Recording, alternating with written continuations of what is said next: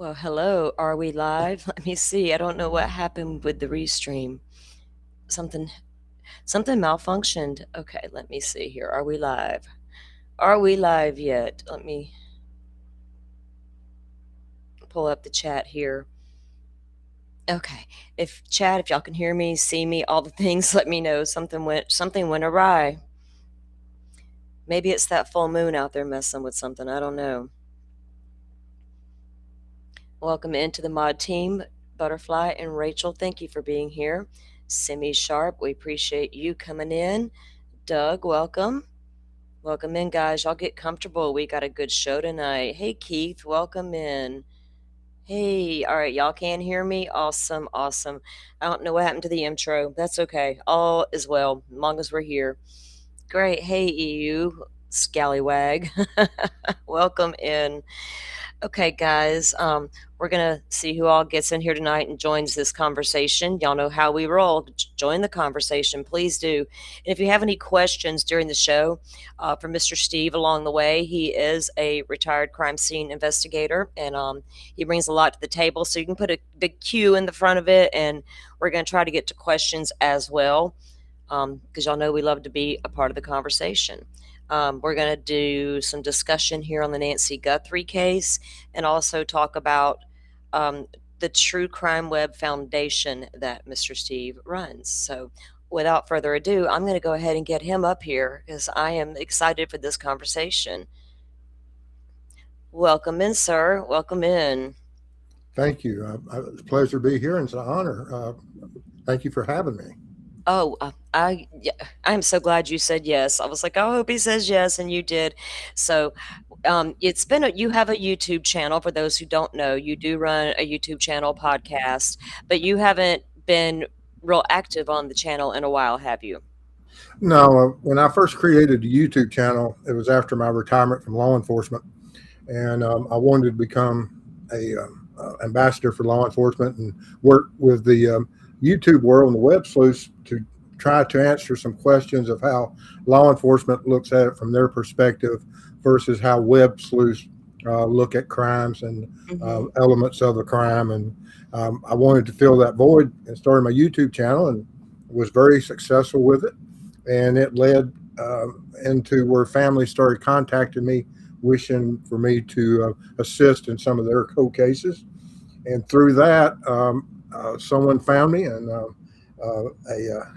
a very influential person in my life now that said that I want my money to do good for others. And she, they started giving me financial aid as far as the foundation, whereas we can go out and assist families in investigations and at no charge to them.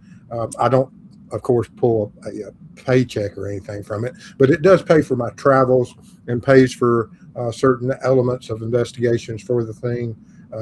Whenever I get on site and work with these families, and it doesn't cost the families anything. And for that, I'm extremely grateful that we have Yeah, people out there that wish for their money to do good, and that's with no amazing. strings attached. That's amazing, and it's so good to hear, right? In the world we live in today, where it's like it's not that way a lot of times, but to have somebody be that passionate and see the work are trying to do, and to help out in that way, in that financial way, if they have it, the means, and they want to do that, and the families don't have to go into their pockets because, man, it's already a long, hard road for the families, and the financial strain is even tougher because there may be days they can't work or didn't work because of the situation or whatever. So that's huge. It Um, is. I mean, it, and I don't have to go out and ask for monies or anything because we're well funded and have been for several years now. And as far as, like I said, it allows us to go out and do certain things for these families for creating awareness for them. And so I'm blessed to have people that support me because it's more than just one, but mhm. basically there is a entity that absolutely is supports me far greater than most. Yeah. Well, bringing these families that sit with these cases for so long without any answers, and then they can find ways to get answers with foundations like yours. You can tell us about what we have dropped the link in chat to the website, Well, truecrimeweb.com. And he also has his YouTube channel. We're going to drop the link for that as well. But tell us a bit about the website and the True Crime Web Foundation. the truecrimeweb.com is a link that is to our foundation. Like I said, Mhm. it's a nonprofit, and no one that's associated with it is uh, paid. None of us draw a check, which basically I have teams across the country, all volunteers. That if I need to go to the West Coast, I have a set of team members out there that they can do some of the prep work for me. And then as I get there with the equipment, we can work cases there. Midwest, same, and then on the East Coast. I'm scattered across the country. I'm not working or traveling as much as I did a couple, 3 years ago. It got way beyond what I as could bring to the table, and because you don't want to dilute uh, or become um, spread too thin, and Yeah. that was happening. I was having a lot of families coming and asking for help, and it's hard to say no to anyone, and you can only do so much casework, and you get overwhelmed, and so it's a hard line to do. But I've backed away from it now, and that was one thing as far as my as people that were aware of my YouTube channel. I used to do a lot of work on it, did a lot of testing, put a lot of hours towards it. It was a full-time job. I was working, creating content 40, 60, 70 hours a week just for it. But that was taken away from something that I feel has a bigger impact with these families, and that's the cold case work. And Yeah. so as we moved along, we had to make decisions, and the consulting work I do for these families is far more important than the YouTube work. Although I enjoy the YouTube work, and it Yeah. does play a vital role as far as I get a lot of um, positive feedback from people that contact me through the YouTube channel of things that I made them aware of and the perspectives we brought to the table. But like I said, we have to weigh things and where can my time be best used, and that's uh, uh, working through the foundation and assisting these families. Yeah, because I mean, I agree that with the cold case work is going to be far outweigh what you're doing it with the YouTube right now, and I benefited from your content and your work there, but with the cold cases and it becoming, like you said, overwhelming with all the families that do need help still, um, is there like a criteria that you go over the case and you kind of review the cases to decide which ones that you can take and which ones that maybe not, I don't know, because Yes, that's what I always wonder, like when even with cold cases in different units across the country, you hear that they have a cold case unit now and these things. What about a case makes you decide, hey, this one is worth is not the right word, but we may get somewhere with this one. Do you know what I'm saying? Versus another case. yeah, and it's very difficult because all these families, you have the mothers, the fathers, brothers, sisters. They contact you, and the most important thing in their life is bringing awareness to their specific case. And Mm-hmm. they're all extremely emotionally involved in it, and rightly so. It's a family member, and you just have to look at it. Um, I was taking cases regardless of age. I've backed away from some of the age-wise, as far as older individuals missing and cases of that, and started more towards the younger cases, Yeah. such as Evansdale. We've done Yeah. a lot of work on Evansdale with uh, and Lyra and Elizabeth, and we'll probably be working it for many years. So that But was Elizabeth and Lyric, right? yes, Yes, I'm familiar with the case, and I can imagine that it takes so much time just for one case because It does you have to because I review everything that you have. Let me ask you this question that I know with the two families that I have dealt with locally, th- because they're missing, right, and they haven't been declared dead or anything of that nature, it's really hard to get case files from the police, right? And their investigators can only get so much. And there's a push to try to get families to be able to get more of the case files after X amount of time. Um, if the family comes to you and they don't have a lot of information from law enforcement, where do you start? I mean, do you know what I mean? I mean, what is the yes, best go to we there? everything is based in the law enforcement world is that, of course, when we're made aware of any type of a disappearance or missing person, is understanding what that person is, who that person is, and that's through a victimology. A Victimology, yeah, victimology is just simply the habits, hobbies, and everything about that person from the that they in their daily lives, and how what type of risk factor are they? And it's going to be the same when we talked about Nancy's case tonight. right. But it's about working on that victimology. So if you have a young child, what risk factor were they? What age were they? What Mhm. type of care were they under? Was there any government agencies involved? Also, what was the risk factor for that child as far as parenting? And you just look at that and you evaluate it because, like I said, victimology tells you so much about that person, and if there are the victims of a crime, at what point were they targeted? And because there's a lot, you have everything from family that can be involved in targeting Right. a child, and what would trigger a parent or someone, a family member, to focus on a child to cause harm. And so you have to evaluate all that, and then of course, what were their ages, and are they in a high risk factor as far as runaway? Uh, do they have habits that would put them at high risk as far as uh, their orbit Right. of friends? And so So there's a lot of details to it. with that, like with missing persons, their risk factor, right? If you look at it, two cases, and say this girl was um, in school, had a regular routine, home all the time, always in touch with family, friends, whatever. And Yes, this girl over here led kind of a shady lifestyle, was into maybe some drugs and partying yes, scene, different things.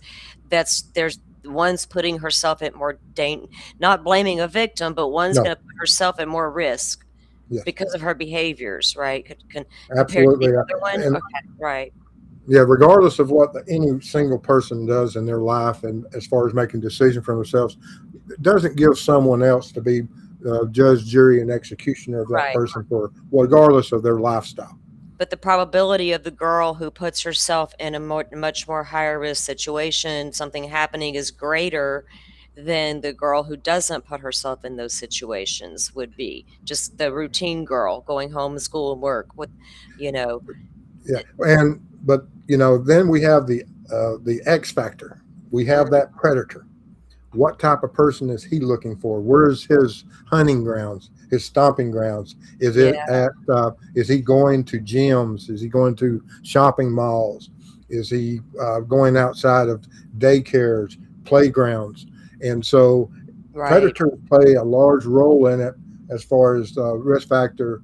Also, it's that X factor. You just um, That's true. Like in that sense, like if there's a predator who is that wants the children, he may show up in locations where the children are, all the daycares and the party places for the where the kids go get the pizza and play the games. He's right yes, there in the building yeah. with them. Yeah, that's crazy. And But that's the part of the victimology. How yeah, often would a child or they monitor, and how secure is that location? Where are cameras? yeah, What's the risk factors for where that is? And that's something for important for you to put out there as far as parents and everything that they mhm, should be aware of. That because you never know. You never want to become part of the headlines, and I've seen it many exactly. many times. I've always said that I don't want to be the headline, and we even going like to the Chuck E. Cheese and all the places with the grandchildren. And when my kids were little, I just was never comfortable enough to not pay attention to where they were. Even, we'd already been taught the white van, the guy who wants you to come pet the puppy or find the puppy. And when my kids were little, they were just educating the public about stranger danger, like for real, because it wasn't a thing in the 70s, and in the 80s it was becoming a thing, and by the 90s it was like, oh my god, you better keep your kids safe, and I couldn't. We would go into those places, and man, I would be worn out by the time I got home, just because I had three kids, right, and they're like all over the place, and I'm like, but they would put the armbands on them and stamp their hands, and sometimes I don't know if that was enough, you know what I mean? You Yeah, never know who because came into the building, yeah, so predators sometimes. I saw a predator one time that attempted to abduct a child on a beach out of the lake, and there's probably 50 parents there mm, that intervened during this attempted abduction, and it didn't work out at all for him. When I would imagine not. If he if that happened on the river with my family present, he might not have come out of there, well, let's they just had say. him tied up with everything from life vests to Oh, ropes. man. They I know laying how there. that plays out, yeah, that's But he was triggered, and the risk for him to be able to escape with that victim was extremely low. But he was triggered enough, and his evaluation of his escape route wasn't highly thought through, and didn't work out real well for him at all. yeah, Thankfully, it's crazy to think how the some place. It reminds me of the little girl. I cannot recall her name off the top of my head, but they were in the park camping. The family had been there a bunch of times, and she was kidnapped from the campground, riding the bike around the loop, and he managed to get her in a matter of minutes and get out of the park completely and take her away. And then at some point, the FBI and investigators were watching the family's home, and he shows up in the middle of the night and puts a note in the mailbox, like a fake ransom note. And they end up finding her. Thank God, they got the note, read it, and they found him, and they found her alive. Her mom now does a podcast. I wish I could recall her name. Charlotte. I remember that You case. know what I'm I do. talking about? Yes, Yeah, and that yeah. it's because I never thought, at first everybody's like, "Oh, who this little girl was in the campground. She couldn't have went far." But lo and behold, that's exactly what happened. He scooped her up in no time, and when eyes weren't just immediately on her, and that happens in campground situations. And I grew up in camping. We always wandered off, but we were in safety in numbers, you know what I mean? But that she had been riding around the loop with her cousins, and then she went one last time because they were making dinner, and she never came back. And that fast, she was gone. So going back to your point about parents being aware of situational awareness, that danger is lurking when you think it's not, it could be right there watching the whole time. That's scary, but true. Yes, absolutely. Welcome in, everybody coming in to join us. This is Mr. Steve from True Crime Web. Steve, tell us about your background now. You're Um, a crime scene yes. investigator, right? I started my law enforcement career. I'm a second generation law enforcement officer. My father was in law enforcement during the 60s, 70s, and through the 80s. I started in the mid 80s and working as a jailer for a agency in Georgia, and worked my way up from starting in the jail onto the road into investigations. And the state of Georgia, back in the late 80s, decided, not only the state of Georgia, but other agencies across the country, along with the FBI, uh, came up with a program. Um, and this is pre CSI. It's what everybody regards as CSI. But back then, we were just starting this program that they uh, was trying to intervene and get the odds back in that where law enforcement was losing the battles of numbers of homicides and other major cases, that the numbers were going and being skewed, that less and less crimes were being solved. And so they came up and devised a plan of specialized training for law enforcement to step in and try to reverse what was going on as far as the unsolved cases. and they came up with this ID Tech program. And I was in the initial graduating class for the state of Georgia. There was probably 30 or 40 of us. And with the state of Georgia, the initial plan was that all CSIs, which, like I said, we didn't call each other CSIs back then, but all of the ID techs would go out into the state and certify other officers through the program. And I think that was in the late 80s, maybe 90, 91. I don't remember the exact date that we graduated, but it's on some of my diplomas somewhere. But um, when we went out, we started training and training others. They trained us back then. The new CSI training program is different than what we went through back then. They overtrained us. I mean, it took me 2 years. I basically stayed at the training facility. I was there every month for 2 years, sometimes just a week and sometimes 2 weeks at a time during that training schedule to get that certification. And once I obtained the certification, like I said, went back to our agencies and we signed off on other people that were going through the programs. And they've changed it now. It's not um, as intricate and as um, uh, the exposures are certain types because they didn't know exactly what our job description was going to be back then. They had hope for it, but we had training from everything from profiling to uh, just anything you can think of that you see in the CSI world now. We had a little bit Yeah. of taste of it. Now we weren't up to the level that we're professional profilers or any of that. Now we were, as far as fingerprint experts, things of that nature. Uh, Absolutely, we could. They taught us everything. One of the oddities is that we had a 2 week course with FBI.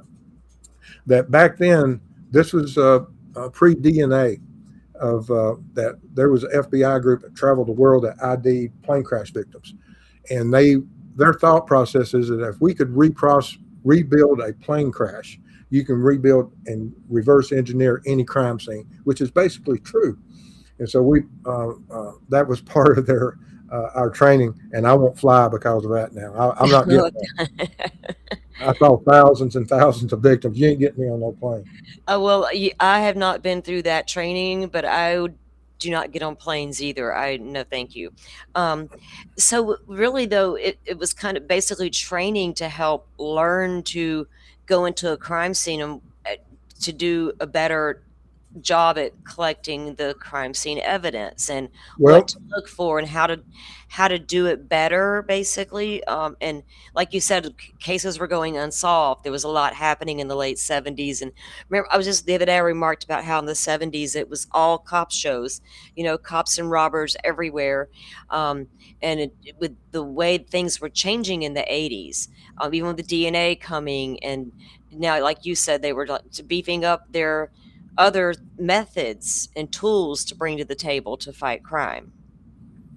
and the sad part of the story is this: that uh, sadly, uh, through the program, we were trained, and I worked, and I have my biggest superpower was is that, and is to this point, to this day, is that I can recognize highly intelligent people, and I surrounded myself with highly intelligent people from our department and people that applied for positions within my team. And I surrounded myself. I want to be the dumbest person there, and because when you get highly motivated, highly intelligent people, uh, a lot of things can be analyzed, looked at, gathered, and you can reverse engineer. When you get to a crime scene, you're there at the end of it. You're not there at the start of it. It's not smoking gun. You're trying to reverse engineer everything, every blood drop. The How did the individual that committed this crime, um, from the targeting of the victim to which occurs previous to the crime, all the way to post crime of how they left that scene. And so you're having to work that crime backwards because Yeah. you're working it from its furthest point, eventually getting to the victim.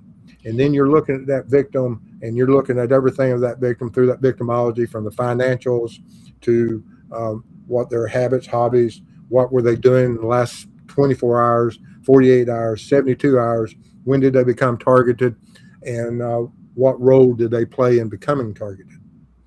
Yeah, and it's like you mentioned, the victimology and the finances and all the things. You have to look into all of that, and you see a lot of that when these cases are unfolding, and you look at the dockets and the warrants. You see all these, financials were searched.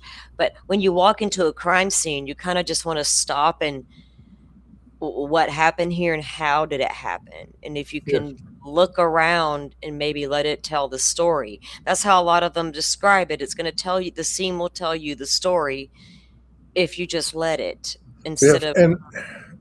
And like I said, the failure of the program is this: is that back then we were hoping, and I've hoped ever since that what we see now, and we see that there's a failure in the system for whatever reason.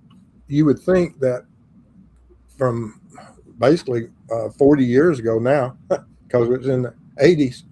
Now you It's, know, it's Mr. Steve. I had to get used to saying that myself. Like, oh my God, it's not. I can no longer say 30 years ago. Now I yeah, have to say 40. yeah. I But feel you. I thought that, oh man, in 40 years we're going to be to the point, and we're there. But Yeah, there's a failure within law enforcement that they, whereas it hasn't advanced as far as the motivation and the ability of law enforcement, that, and I blame human nature. Humans are basically lazy. We take shortcuts, and working a crime scene and a case, you cannot work any shortcuts. There's no shortcut. You look across that room, and I've battled that battle. That there's there's the the weapon. I can see it. It's 20 feet away. And I see the victim. The victim's 10 foot away, and but it takes a lot of time, because you can't destroy evidence between where you're at and where that victim is and where that weapon is, and rush through that taking shortcuts without destroying evidence or contaminating evidence, or having something impacted that may come back to haunt you during a trial. And I always hoped that we would advance further than where we're at, and they have made advancement. They have new techniques, new equipment. Um, uh, DNA is far, when I first started, DNA was very limited in the trials, just like digital photography was. I was exposed to the first digital cameras, and it's a far different platform than what we have now. As that's far as, really changed over the time. Like, can you imagine going back to the when they had just had like Polaroids for crime scenes, right? well, Um, yeah, and we then they had 35 those. millimeter, and that was Yeah. part of our training. We had to learn how to process our own film. Oh That was part, goodness. and so, and let me tell you, there's some of the guys that I was training with. You didn't want to be in a dark room with them, because uh, they some of us are not as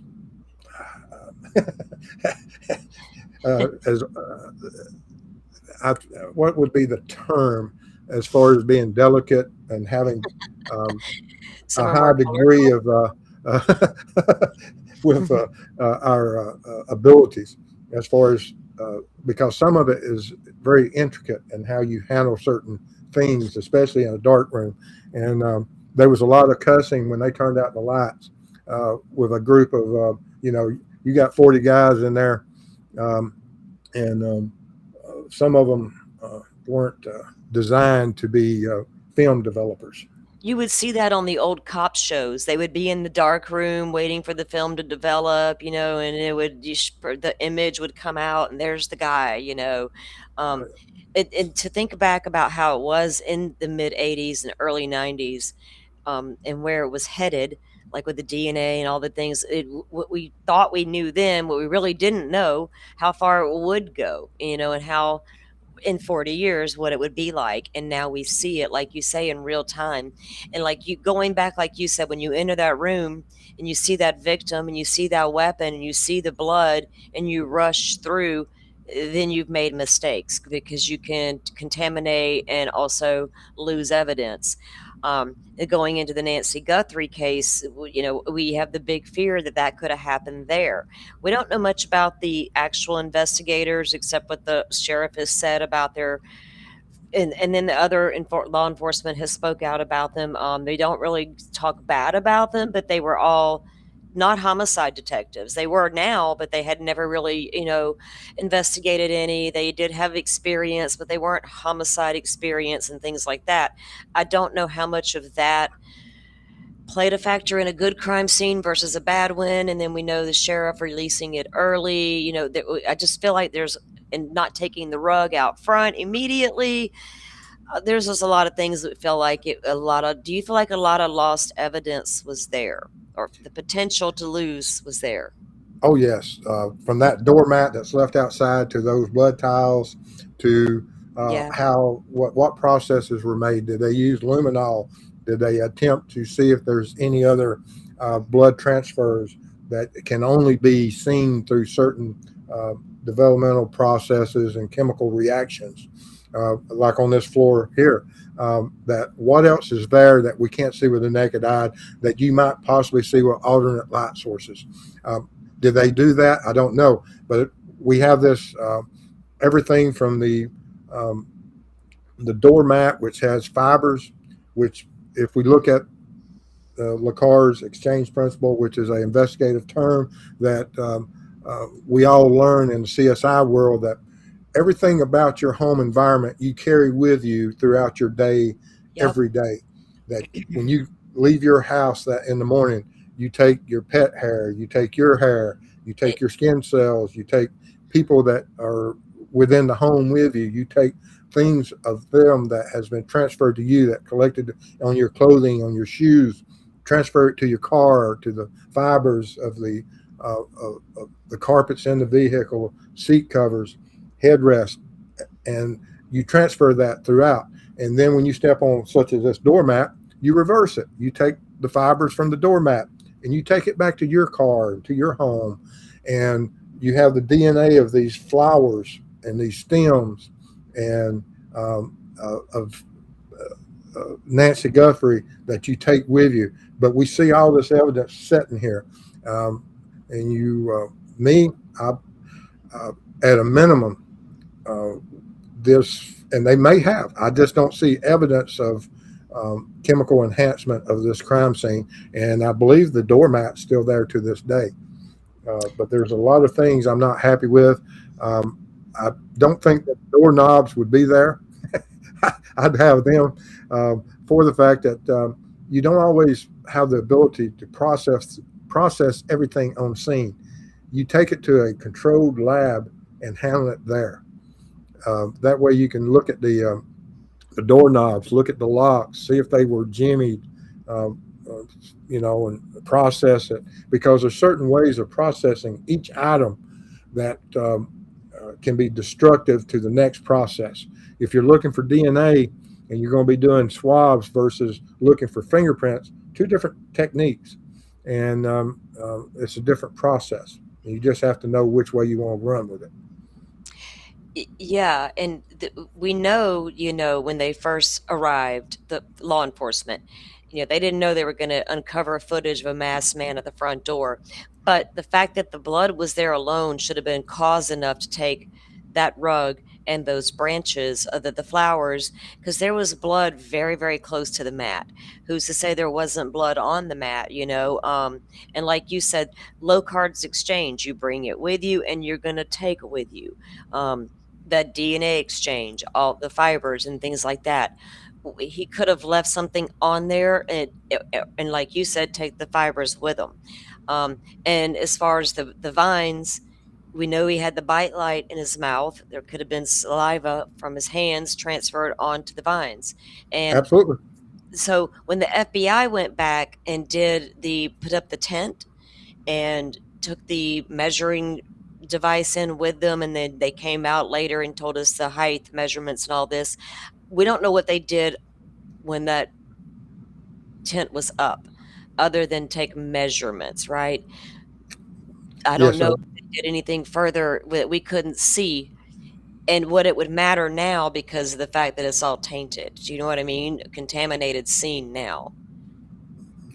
You're correct. And well, I mean, there's still evidence there. Um, Yeah, I I it may agree. be tainted, but it doesn't matter before the fact that even if it's tainted, you're looking for something that is there that someone can explain how their DNA or how their carpet fibers or the hair from their cat, dog, or a feather from their parrot is there.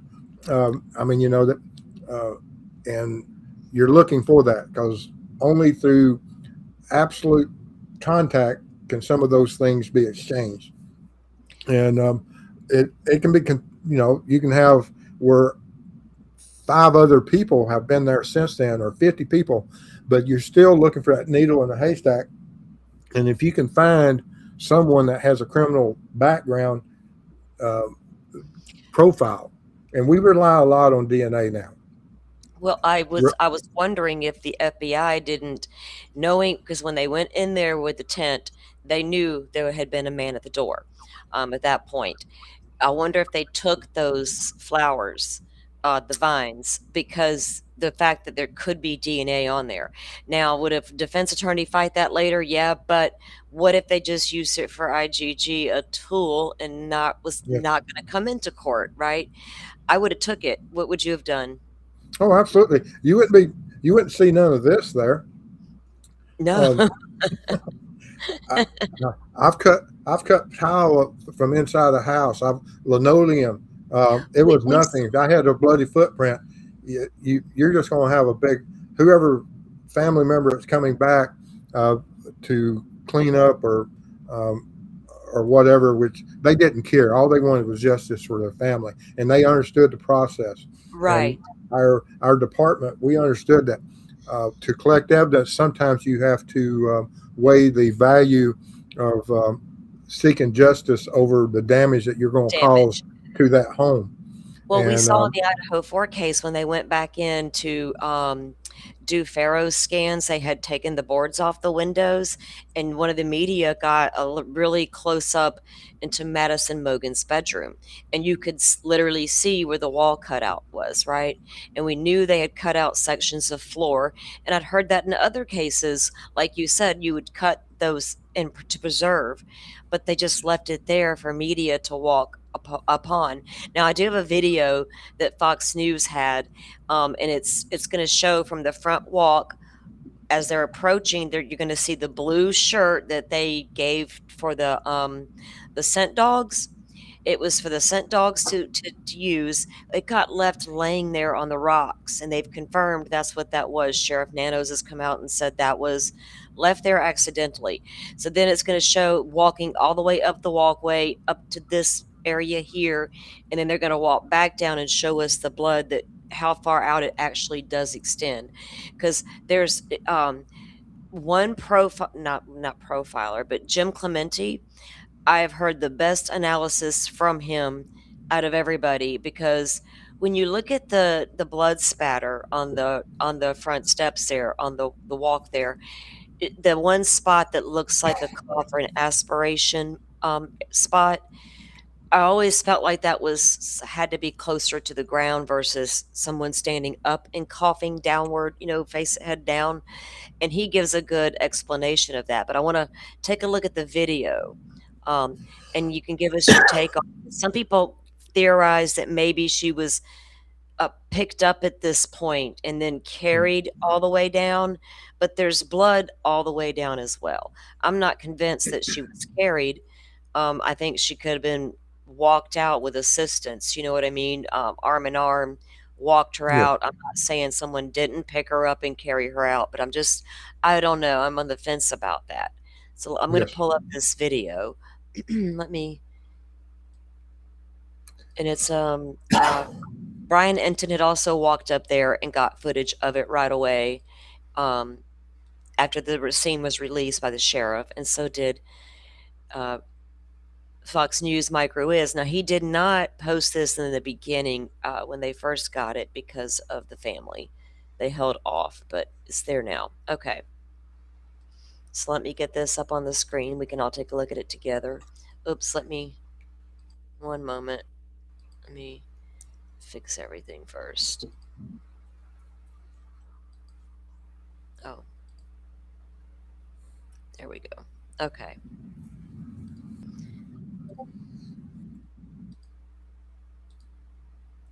And if they took the vines, I think the best it's going to do is going to give them DNA that could help build IgG. I think that's their best bet. I don't know if they'll get like enough for CODIS or can even put it through CODIS. I don't know what the rules would be on it now.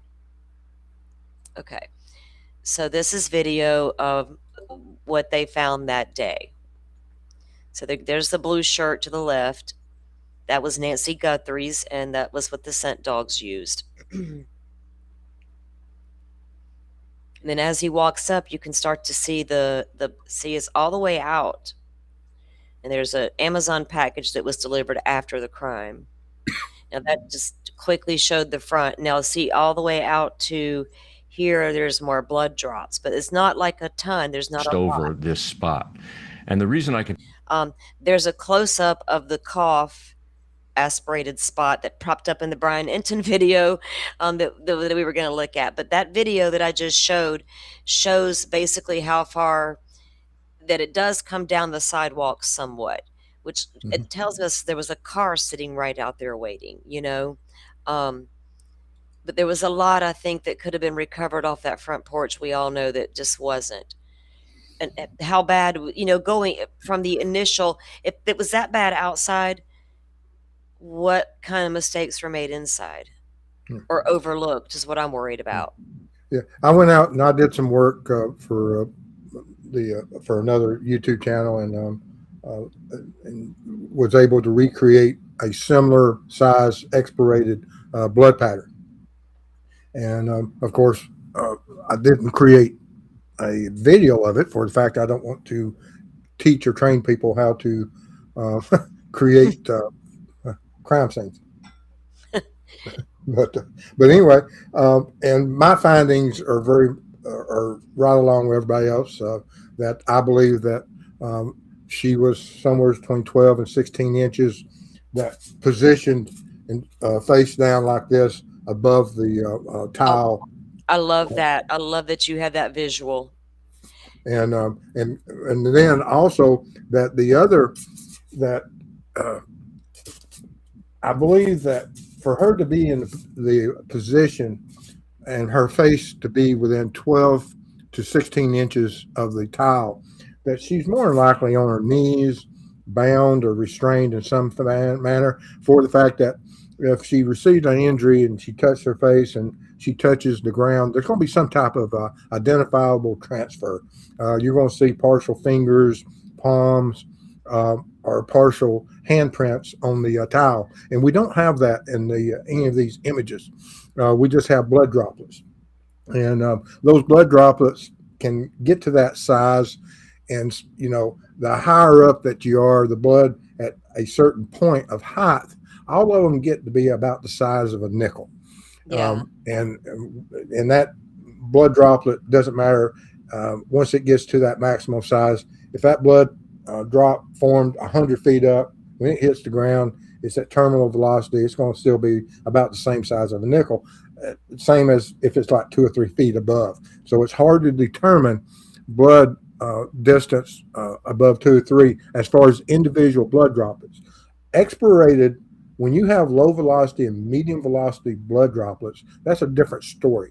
They travel a certain distance and create certain patterns, and that's what gives us the ability to look at that expirated blood that's on that tile and say with some degree of confidence it's somewhere between 12, 16, 20 inches, somewhere in that area, to be able to create that pattern. Let me see it. My picture. There we go. Okay. Oop. No echo. Okay. I agree that because I thought that at first because I've listened to a lot of you guys talk all the crime scene. You know, I pay attention when I go and listen to your streams and to the streams that the other guys do, and it always stuck out to me that that had to be closer to the ground than versus standing up. you Yes. know, and I don't know that we know that she couldn't walk very well without assistance with her Mhm. cane. I don't know And if she tripped and fell, or I don't imagine her forcefully being knocked down because I don't think they're trying to get her out of the house in one piece. So I don't really know what happened there. If she became combative, I think she could have done that as well. Um, one of the Jim Clemente, the profiler, that suggested she was, at least on her knees, like you had just demonstrated, and with her face down. Did Nancy at that last moment, "You're not taking me out of my house," and put up a Mhm. fight. And Yeah. something happened, right? And it Yeah. just it was what it was. And I always felt that was probably the case. Ashley Banfield reported blood just inside the door that matches what we would see here, but Brian Enton disputes that with his sources. So we don't have a clue what's beyond that door. No, But no. we can And see this for as sure. uh, there's more blood droplets concentrated near this doormat, and Mhm. that tells you that there was more time spent there at the doormat than the rest of the blood trail. For the fact Right. that as the blood trail, that if you're in this position and you have injury to your nose or to your mouth, and blood is collecting on your chin or your bottom lip or the tip of your nose and creating these blood droplets, that once they decide to move you, they're not, are they dragging you? We don't see anything that shows that if she's being drugged and she's head forward, that Right. we see any of her shoes or foot or knees being drug over these droplets and creating swat patterns. We don't see that type of blood pattern.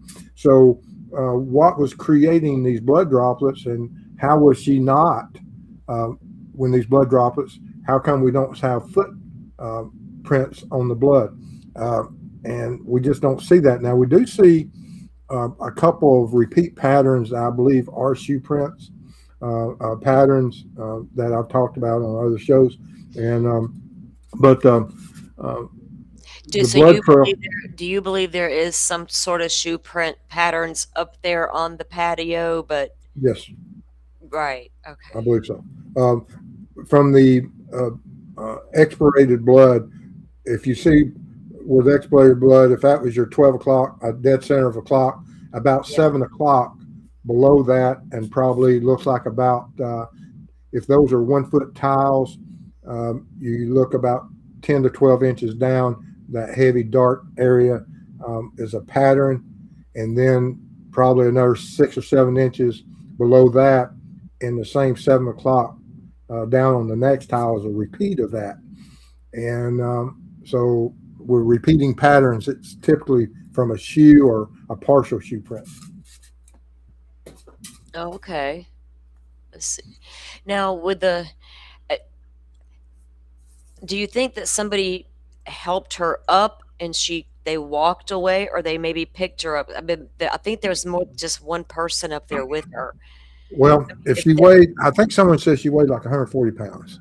Yeah, And I don't know if I think that's what I heard. But anyway, I think that's um, right. it takes an extremely strong individual to pick up someone 140 pounds. We see it all the time but the average human, average man, isn't going to be able to easily pick up someone and just carry them. Can it be done in certain types of carries? Yes. Could it be a fireman carry that these other blood droplets are that she's being carried over her shoulder backwards, and the blood is dripping from either her eyebrows, tip of the nose, and they're walking away, and therefore we don't have additional footprints because of her. Because you would expect if she's walking forward, say that this is her Mhm. direction of travel, that if blood is falling off of her chin, that at some point as she shuffles, you're going to start seeing her footprints. Right, and you don't, so No. So mm, does that mean that she was carried in such a manner that either there was um, additional assistance, or how was she carried that would allow the blood trail not to be stepped in? Now I know we only have a very few feet. I mean, we're probably looking at 6 or 7 or 8 feet of these blood droplets. but your feet are in line with your chin, your nose, and your head. And if you're walking through that, you're going to start stepping in your blood trail. And Yeah. I don't see any evidence of that other than those two to three. But where did those first transfers occur? And we don't see these other blood droplets. And now, is it just due to the fact that we don't have a good, clear understanding, good, clear images of the blood droplets? And have they been collected and taken away? I don't know. But I just don't see with these other blood drops because they all seem to be pretty solid, and I don't see the additional footprints I would expect through the blood trail. No, and the sheriff came out, and once Brian Enton reported this blood out here, then the sheriff came back and said, "Well, there was blood that was positive to be Nancy Guthrie's." But it turns out this is the blood they were referring to that they tested, and the fact that it was all just left like this, um, and we don't know what other, like, if you say, like, if there's shoe impression up there, and when the FBI went back in with their tent, surely they look at things with different light sources. And while they were in there they put that tent up for a reason. They don't want us to see what they were doing, obviously, while they were conducting their work. And I just feel like they were doing more than taking a big giant a human measuring stick in there. You know what I mean? I get that gist of what they were doing with that, but I feel like there was more being done. Yes, um and there are certain things that with light sources that you need to be in low light conditions, and even with chemical enhancement such as luminol, you have to be in that low light conditions. But you will see evidence of those chemicals. Yeah, you after the fact, you would see the evidence that they actually went up there and did stuff like that, the work like that. It's just mind-boggling that, yeah, given they didn't know there was a guy at the door yet, but dang, you got this blood right here. Obviously, it's somebody's, and you just don't know. And then this just got left there, and the But fact that she was reported, a walk away by the sheriff, and the family apparently had to, um, really press the fact that no, she wasn't just a walk away.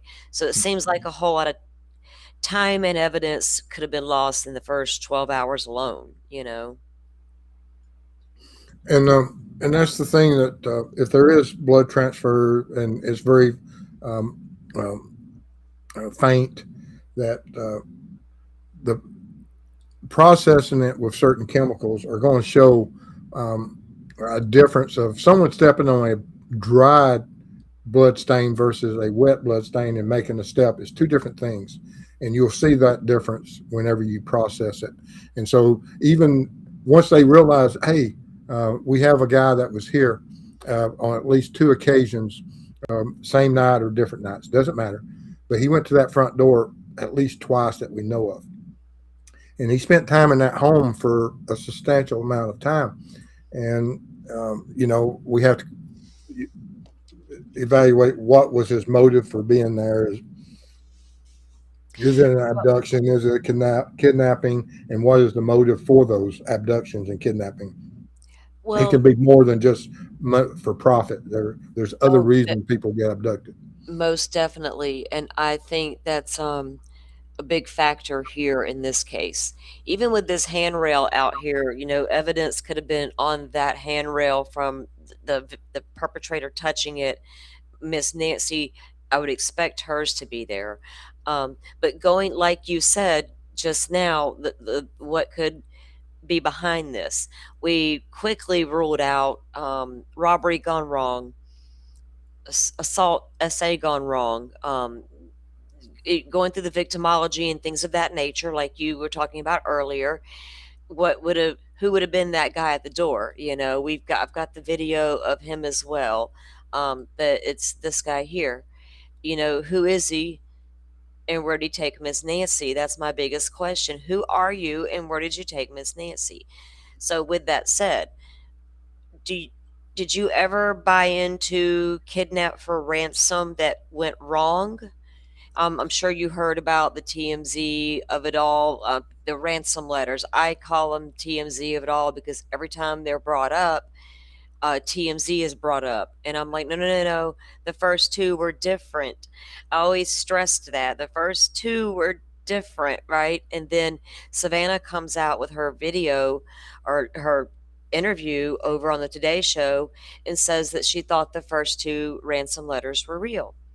I thought, oh, well, might have not been too far off track after all. What is your opinion on that? Based on what you've seen, your expertise and knowing about kidnappings and how they unfold and all that, what was your thoughts on that? Kidnapping for ransom. Well, if you're targeting a victim for and you're an organized individual, you've came up with a game plan of how you're going to go there, how you're going to gain control of your victim.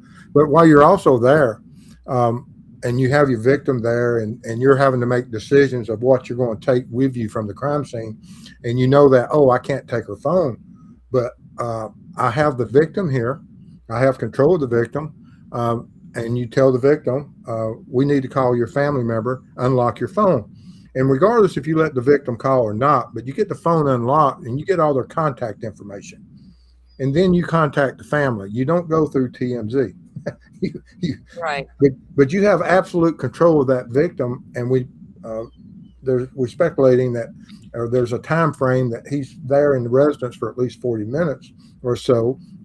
If we go along that timeline, and in those 40 minutes, you can write down all the contact information of who does she contact daily. You can look at her call history.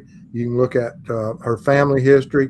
You have the victim there, and if she's alive and able to speak, and you process and you interview them, who do you want me that you're going to be going with me, and your family is going to be paying the ransom, and I need to know who do you want me to call and what number, and you'll have her phone. And as far as I know, that didn't occur for the fact that TMZ was brought into it. So I don't go along with that. We have someone at that point deciding that there's an abduction for profit. And if there was other demands made through a different route than what we're made aware of. TMZ may be talking from what they're aware of, but law enforcement may have a totally different path of contact made that we're not aware of. See what I'm saying? Yeah. I the first two letters that went out to like also the local TV stations, and then one of those two went to TMZ. And then all of the rest that went to TMZ was from a whole different person. And that's where it stops. FBI doesn't talk about it beyond that. Savannah did go out and make videos responding to the first two letters. One of those just happened to go to, it became the TMZ thing, when all they began to get this batch of letters from what I call south of the border guy. And I don't think he's not legit. He said too many things that didn't. He contradicted himself too many times in his letters to TMZ that absolutely showed he was a fake. But I don't know about the first two, right? I'm not convinced yet. And with the time on the property, if we go by the sheriff's timeline, and at 147 the doorbell disconnects, which I'm assuming is the front door Nest camera. If that's at 147, he says we have a 212 camera detects motion. Now we hear they have thumbnails from the guest house camera, but no timestamps, and all we have is thumbnails and nothing from the night of the crime, which is weird, but okay. But if 212, there's a camera that detects motion. And then at 228 is when the pacemaker disconnects. So if 212, they enter that house and that she's disconnecting from the pacemaker at 228, that's a 16 minutes in the house with Nancy. But 41 minutes total on the property from 147 until 228. We also now we hear back door propped open with the flower pots. That's not confirmed. That's what we've heard. Um, what is your thought on bringing? First of all, let's finish the kidnapping. Do you believe that they would have known she was Savannah's mother, and the money would have been there, and that maybe Um, it did go wrong and something did happen to Nancy, and they just cut their losses, and that was it. well, we often see where there's home invasion type of that occur. And could someone have went in there thinking that, uh, that this is a home invasion, I'm going to abduct them, and then by chance they find out later that, oh, I abducted a famous person due to news being released, and but we don't have any information by law enforcement that any banks or financial institutes, ATMs, or anything were attempted to be used.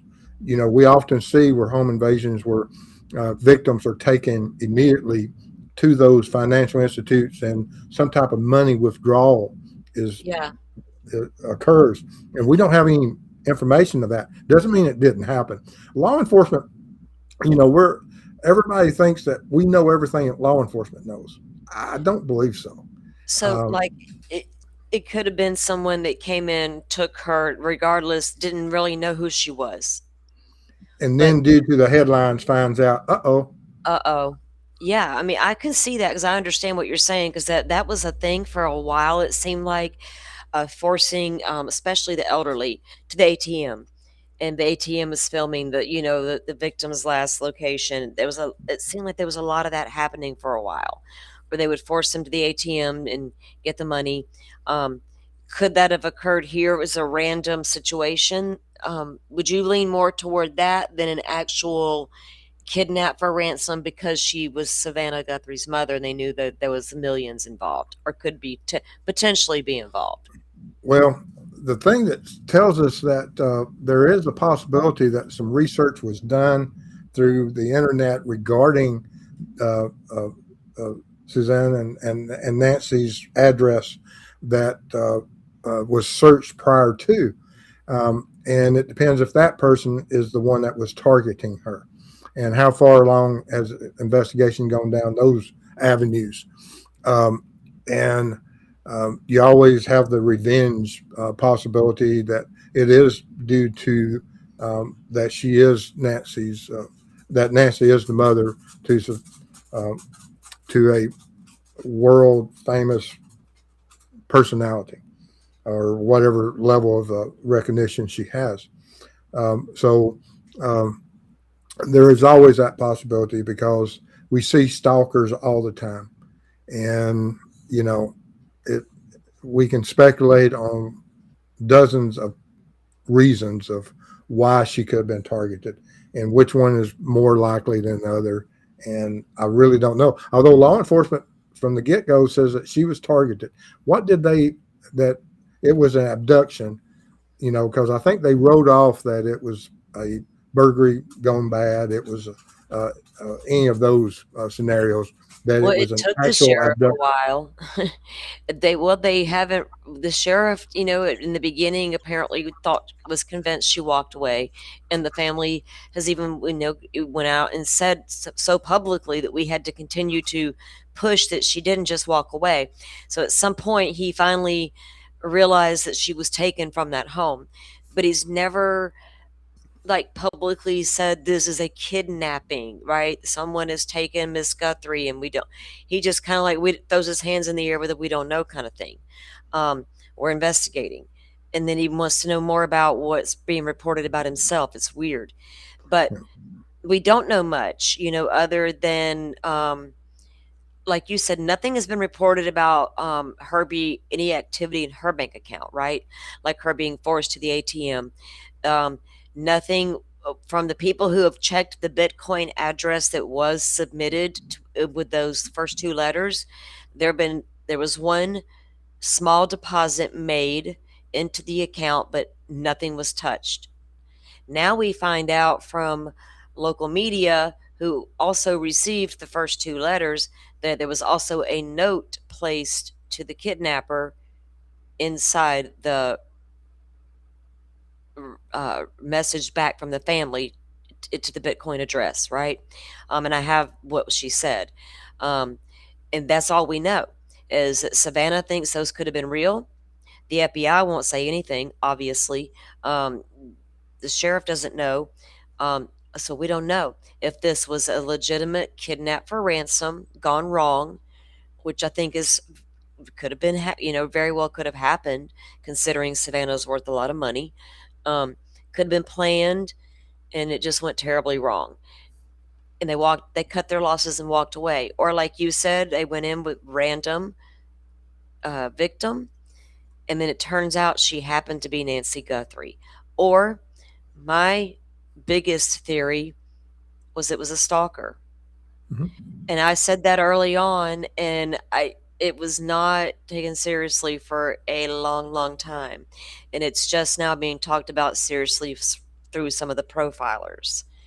But I can't take it off the table, and I don't know why it bugs me so bad when that was my first thought when this case happened, and I don't Mhm. know why.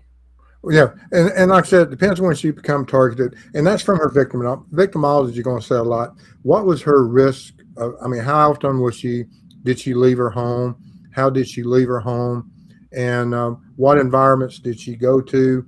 Travel? How often did she use uh, other means of travel, such as Uber and anyone else that Lyft or whatever that would transport her from one place to another? And what restaurants and what big box stores did she go to? Who did her shopping? Who was in and out of the home? What constructions were going on in the area? What were scams that are going on? Because all of us receive calls um, and uh, daily. And is there some type of financial scam went on? And did she fall for something like that? And then they target her further. I mean, there's so many possibilities when you look at it from what criminals and how they um, focus on certain individuals, and uh, Mhm. if they determine that they're going to victimize that person, then you know, uh, they can take it to extremes. Well, I agree, and there's a lot of different things, but with victimology, well, we know Nancy was attending church, but they were taking turns at her friends, her house, her friends, swapping houses, and watching their church services via a YouTube channel. Savannah's church that she attended. So, and she Ubered over to her other daughters for dinner, so she was probably prone to taking Ubers from time to time. But one thing about Nancy Guthrie, she was active on social media because she had an active Facebook. Um, Back in November, before the kidnapping in February, there was video from the Today Show, big special with Savannah and her mother, and Miss Nancy was totally 100%, 1,000% full of her faculties. You know what I mean? Mhm. Um, Regardless of her need for a cane, she was well put together, well spoken, had everything about her was perfect. Um, but she was full on display because of the Today Show. Well, not A only that, but lot we of have people there's a knew whole her, right? She was really exposed for not being like they did something wrong, but she got a lot of exposure from that network. She was well, always on the show. What do you think about that in terms of her victimology? absolutely that could play a role, and it may be a role. But then we also even have to look at her church activities. Is Uh-huh. her church big into local food pantries of helping those in need, of the less Yeah, fortunate? And was she targeted through that?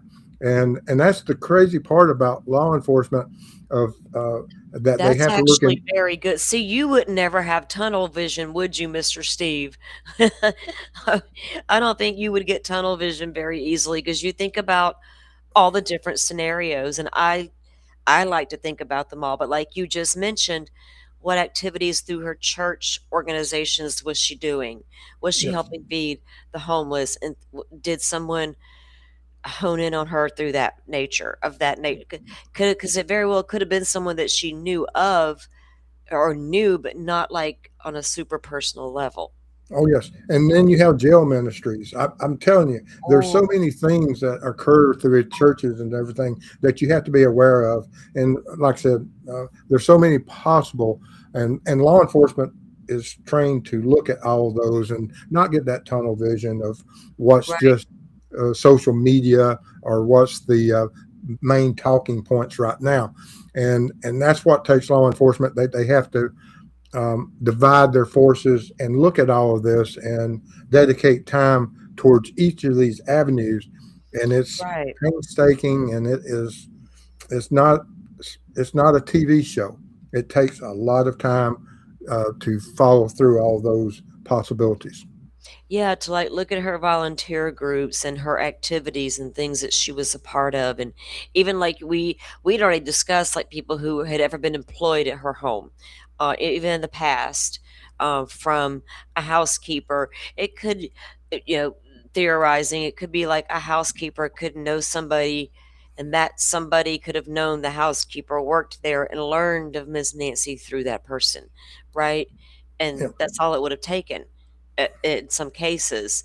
Um, so there's a lot of possibilities, but the fact that they've eluded law enforcement this far, this long, But I challenge everybody to look at your own family and look at your orbit of friends and yeah. think Oh, about within your orbit of friends, how many people that you know within your personal orbit that have people that's in jail, have been to prison, that are a uh, burden on society, that are predators. And we all have people. oh, can I raise my hand? Yeah, and through, she associated, birds of feathers flock together. That she has a lot of good people, but everyone in her family, they in her orbit of friends, there's somebody out there that target her at some point. We just don't know from which direction and why she was targeted. Is it Savannah? Is it her? Uh, Yeah. is it Nancy? Is it her church? Is it a work crew in the area? Is it a scam phone? Is it some type of church work? Is it members of um, you know, uh, a, a cleaning lady or some type of person that was knew her personally? Was it uh, one of her former Lyft or Uber drivers? Or, I mean, there's so many different possibilities that law enforcement's going to have to sort through. There really is, and you would have to go back for quite a while to see the different employees that had worked there over time. Um, we've seen even with the Tepe murders, um, how long Monique had been divorced from her first husband before he walked across state lines and right into her home and killed her and her husband, with their poor babies in the next room. Years in between him being mad at her for leaving him and divorcing him until the time he actually went in and killed her, or years later. It's crazy. And so when did someone, and what I said, where I sat on the fence was, did the person at the door know Miss Nancy or know, was it a direct thing at Savannah, right? Or did they actually have a direct thing for Nancy? And one of my butterfly, my mod, we would talk about that. And she's like, well, what if it was somebody who saw Miss Nancy as that mother figure and it's got nothing to do with Savannah, but they were exposed to Miss Nancy through Savannah and they wanted that, and so there's different possibilities when you get into the stalker thing though, right? um, Versus, but nothing else makes sense if it's not a robbery gone wrong and it wasn't sexual assault gone wrong and it's not kidnapping, uh, TMZ style gone wrong. Then what is it, and if it's not a crazy stalker theory, well, I don't know what's left. It's very perplexing, this case. Oh, absolutely. I mean, like I said, um, and we're going on 3 months. And do I Yeah. think do I think it's going to be solved? Yes, I think Do with technologies, and I believe that it's been alluded to that there is some type of mixture of DNA. Yes, If it's a that's the mixture case, of DNA. Now, we but also have a hair follicle, we have been told, um, well, a hair without, we're assuming it's without a follicle, and we know there's a lot of testing happening with it in that realm right now. That was the all of the evidence coming into the Rex Heuermann case. Austria Labs can test that hair. We don't know when it was found. There's a lot we don't know about this hair, and it but could be innocent. It doesn't mean that the person. exactly, Yeah, exactly, Steve. It could just totally be irrelevant, right? But the yes. mixture of DNA is more of a concern, and them getting a good profile from that mixture. If they can develop a good enough profile to do IgG, I know if they get a partial profile, they can start an IgG from what CC Moore has said and get a good result back, but I don't know if they can get there all the way with a partial. They're going to need the full makeup.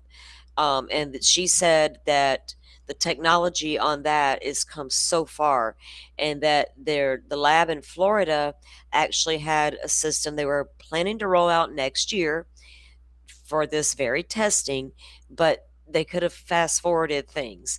But now all of that should be, so we don't know where they stand with the DNA mixture, but I feel like if we don't have a good DNA profile to work with to get IgG to help as the tool to identify a person, I don't know if we're ever going to get there. I don't, as far as having digital evidence, you know what I mean, with car footage and cell phone data. I don't know what they have and don't have, obviously, but it doesn't seem like a lot. Yeah, yeah. I mean, I'm hoping. Well, we know it's not a lot. If it was a lot, we already, I think there was an abduction that happened in the state of Tennessee, whereas they found a flip flop and they were able to identify the DNA off that flip flop within like 24 hours. So Yeah. I'm trying, and that was only a couple 3 years ago. I think that occurred. There was an abduction and a homicide up in was it Knoxville or Nashville or somewhere, and where a runner in the morning was abducted or homicide. I can't remember, but the offender left a flip flop, and they were able to instantly. So if they had a lot of DNA, you would think that it would already be solved, but Well, just, the thing about it is, if they did get a name from IgG, like in the Koberger case, that's how they caught Brian Koberger. They got the name from IgG, but they had to also have evidence, right? And they had the white car on the cameras, and so they finally get the trash pull and it matches this sheath, and yeah, that is him after all, so let's go arrest him. In this case, Nancy Guthrie, say they got a name on the IgG, what are they supposed to do? If they go arrest this person, they better have evidence, because FBI says this is just a tool. They weren't even going to walk into court in Brian Koberger's case and state that this is how they got to him. It was going to be listed. Both sides agreed during the hearing to call it a tip against Ann Taylor's fight. They were going to call it a tip. They were never going to say IgG, because it's supposed to be just a tool. So even if it yields a name, they have to find evidence he was the guy at the door still. And I don't know what they have. Like phone records to tie back, and how, car footage to tie back. I don't, so they may have a name, but they are now investigating, you know what I mean? And oh, absolutely. trying to find that evidence on that person. Is Oh, how that's absolutely. is that I how it's mean, gonna have to work, right? yes. I mean, there's a, a lot of uh, debate between officials such as DAs and the prosecuting attorneys, and because they're prepping for trial.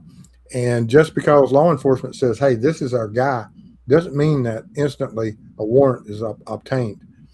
There's a process before they serve, and there's a lot of investigation to make sure that this individual, because if he has an alibi and his hair is there or whatever, doesn't mean it was him that was there. It could be his brother, his cousin, or whoever had control of his vehicle that night, that created why this one individual's hair is there.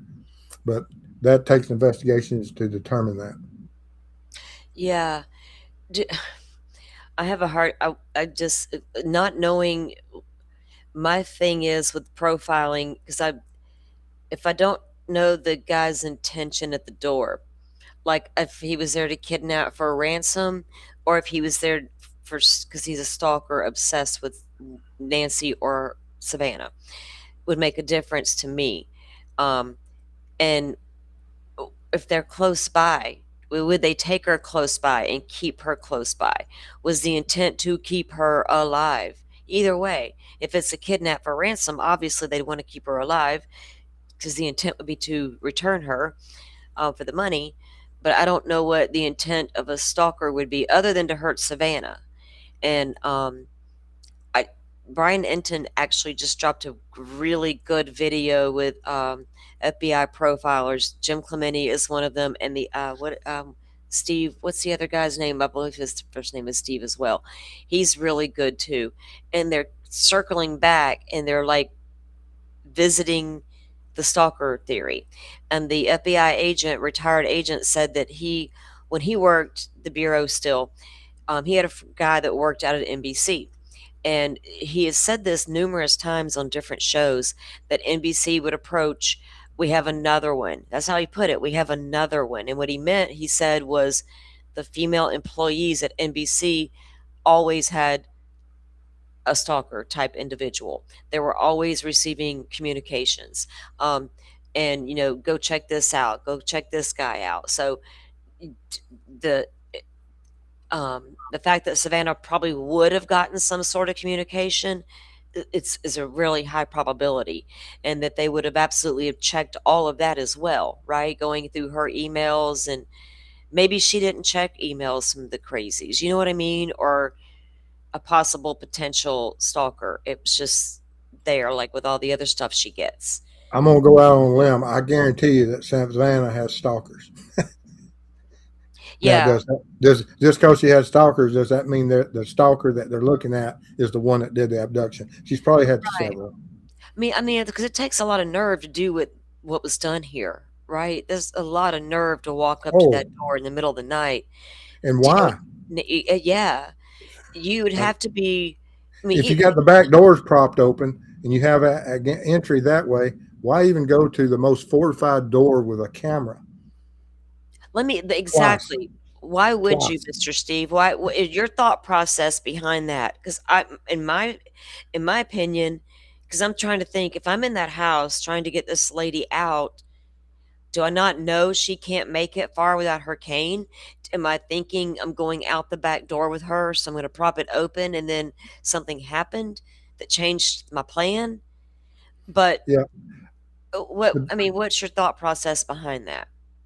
Well, the only reason I would think that uh, did he make an entry at the or was attempting and was messing around in the backyard, and the dogs or something started.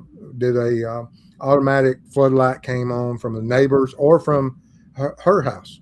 Was there a light activated? Regardless if the camera and if we have all the information from the cameras is correct. Just because law enforcement says this is the timeline doesn't mean this is the timeline. This is the Right, timeline that law enforcement has given the public. right, And they may be withholding information to withhold it from the offender. But the uh, was there something that forced him that, oh, I have to go to the front door to look? And or if that's not the case, is he making a statement by going to the front door? Is he presenting the flowers for the fact that there's something cultural meaning about white flowers in or certain presentations? I've never truly understood why this individual would turn on that light, look at that camera, and approach it. Uh, People said, well, he's trying to cover it with flowers. that's speculation. I don't know if he's trying to cover it with flowers I don't buy or that for a second. That's not what, in my opinion, that's not what he's trying to do. yeah. And if he's not, is this a message and why? Because if he just won't cover the Message. camera, Let me explore that with you for a moment, because here's what sure. I thought.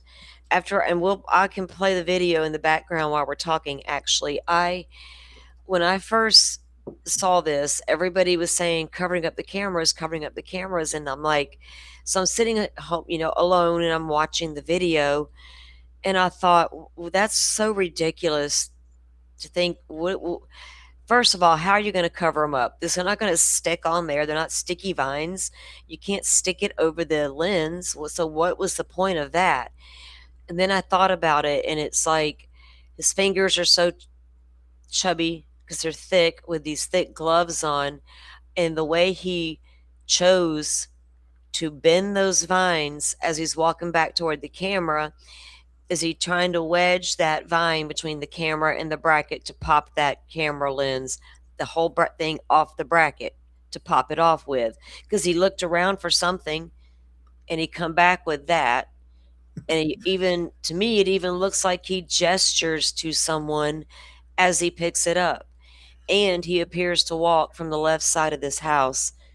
If you're looking at Nancy Guthrie's house, he's coming from the left, well, it'd be the right side of her driveway, um, toward the home. Let me get this on the screen. I just felt like he was trying to pry the camera off, but you're saying like something totally different. So that's intriguing to me. So, oh, I would love to hear more about that. Well, if you play back any of your video that you have from that you whichever network that had it, how many rocks are out there laying on the yard? How many hammers? That Yeah. if I just want to destroy the camera, what just pick up a rock. If I just want to cover the camera, um, why don't I take the reef that's to the left of the door that has the wire on it? That's if you watch, I think it's Enton's video that you see that reef that's on the opposite Yes. side. Why don't That's you just cover it? mhm. Well, I've heard people say that, ask that same question. Why not use the reef to cover the camera? Is this person thinking there's a SD card in that thing, or if I just take this camera, it's better than smashing it? I don't know either. How many So I don't hammers know do you see laying on the ground right there? exactly. You could have easily busted that thing. So what what is the I don't know what was the point with the flowers either. So what kind of message do you think, like, if would have been like on purpose they're showing the vines? Yeah, I Let me mean, go back to that video yeah. again. I looked at some, like I said, way back. I did some research on it I never liked the image of him picking up those flowers and almost like a presentation. And Uh-huh. there's something odd about that Let me also that we're not seeing everything. We're not seeing the continuous. There's a jump from the time that he does certain things out there as far as and what happened. Did the video just cut off, it's like or it was edited? they edited it, right? It's the FBI, or when they scratched the materials or whatever they got from the Google Nest. Um, it's like it was edited. Like I feel like you're right. It's like a little off, and we're not seeing it in a continuous. I'll just play it. And we And see the destruction of those flowers, the remnants of them. Those stalks were stripped. There, yeah. and what occurred? When did that occur? How did that occur?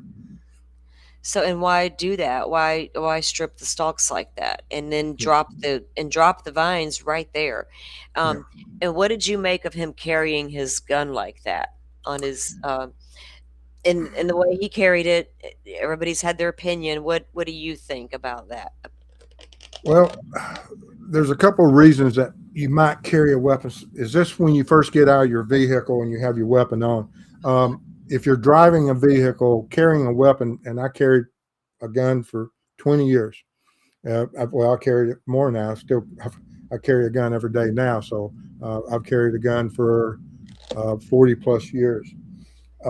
And anything on your right hip is a issue if you're driving a vehicle or about to drive a vehicle, for the fact that if your gun is um, hindered by a seatbelt, that if you do run across law enforcement or plan A is not working out and you're stopped or whatever, a cross draw such as this will work because it gives you easy access to your firearm if you're operating a vehicle. You see where I'm going with that? I do, and I agree with that because I didn't And find it that very crazy that he was carrying like that. It yeah, didn't make him appear to be a stupid criminal because of that carry. but he does have it on and it's very visible. And is this part of the messaging? Is this just something Yes, he wanted sir. to do? That's And it's extremely possible. that was my Yeah, first thought whenever everybody was saying that it was ridiculous to carry it like that. Who does that? And I thought, well, if you want a really strong display of power, there you go. He needs his hands. He's going to abduct the lady, and he's going to. She needs to see I've got this pistol. That was my first thought. I need her to see it. I've got it, and here it is. I don't even know if it was loaded, but there it is, right? Miss yeah. Nancy didn't know if it was loaded, but you Well, this individual, like I said, and he didn't try to. I mean, he's got reflectors on his back. yeah. He's not hiding. Yeah, what was up? We don't know what was up with that, Yeah, but and he's sort of like the zodiac. That as far as what is, you know, why did he do this? Is this part of his fantasy to inflict fear in just Nancy or in the community? We just don't know. mhm. For the fact that um, how was he controlling that? If and did he have control? Was Nancy already under control at this point? You see, we just don't know. We don't have a time frame of when this occurred. Is this post crime, uh, before the blood trail occurred, and is she already under control? We just don't know. People are speculating that this all occurred prior to Well, let me her ask you any this. contact. Okay, so with that said, with him out there with the vines messing around, if given the fact there's blood out there and it doesn't appear to be stepped in, wouldn't it wouldn't he be out there doing that with the vines before he brought her out the front door? There's a possibility of that. And why is he doing that? Right. I don't get it. I don't either. I mean, it makes no sense. I mean, this whole thing of even being at that front door is almost as if it is, here's my calling card, guys. Yeah. And is that part of the abduction thing that the sheriff is playing off of? That all of this was, but he, for the fact that if you're approaching that camera and you're saying that, oh, he's approaching that camera before he even goes into the house and has control of it, he's at high risk that he may not. You're approaching a camera that may alert the homeowner.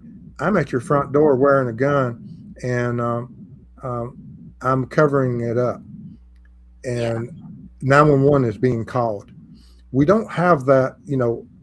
People that commit crimes don't normally take and allow uh, a precursor of what his intentions are.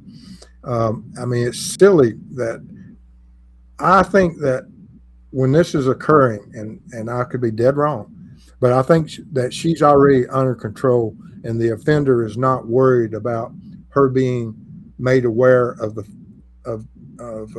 alert going off that there's an armed masked gunman at your front door. I, the fact that um, I still don't understand why he was at the front door like that, and then with the back door allegedly being propped open, especially when if in the chat is somebody talking about the person being there in the past. There was speculation about February 11th date, and then dates in January as well. And as Brian Enton does more interviews, you'll see the neighbors talking about they saw a person, or they heard or the dog barked, or certain things were going down, and it happened to be February 11th. That's going to prompt the FBI to go to, okay, well, now we're going to go in and ask more neighbors again. Are you sure you didn't hear anything? Because this neighbor just reported this on that date. Now go back, all of you, check your cameras again for these dates. We don't have facts that, because FBI says no timestamps on even the video they released to us, as far as the dates go, anything. So we don't know for sure that this person was there in the past. We assume if it was a kidnap for ransom, or a purposeful go in there and take her, that they would have cased it in some fashion. And the theory is they would have known about the Nest camera, therefore would have planned for the Nest camera, but didn't appear to plan for the Nest camera. I don't know what to make of that, them knowing and not knowing. And plus, if they would have known about the Nest camera, I feel like they would have known that the guest house had two cameras on it, on one side, trained on one side of the home, the which one faced over the garage, and one which is the parking, and then one faced over the backyard greenery. So, you know, uh, how much planning went into it, and how much did the person know going up to the home? I don't know. Well, that's what I'm saying is you don't call the victim and say, "Hey, I'm going to be over there to burglarize you," and Right. or I'm going to walk on your front porch and knock on it and say, "I'm a kidnapper. I'm wearing a gun and a mask, and you've got 20 seconds to call 911 before I go to your back door." It makes no sense that he would take that risk unless he had control of it, because the Yeah. only thing going for a criminal is control of everything and having the ability that they have knowledge that 911 is not on the way. Emergency, a button hasn't been flipped in this house, or she isn't calling 911, or she isn't calling a family member or a neighbor, and it makes no sense for him to be out there just walking around, uh, going nilly willy. I'm gonna go over here and pick some flowers and come back.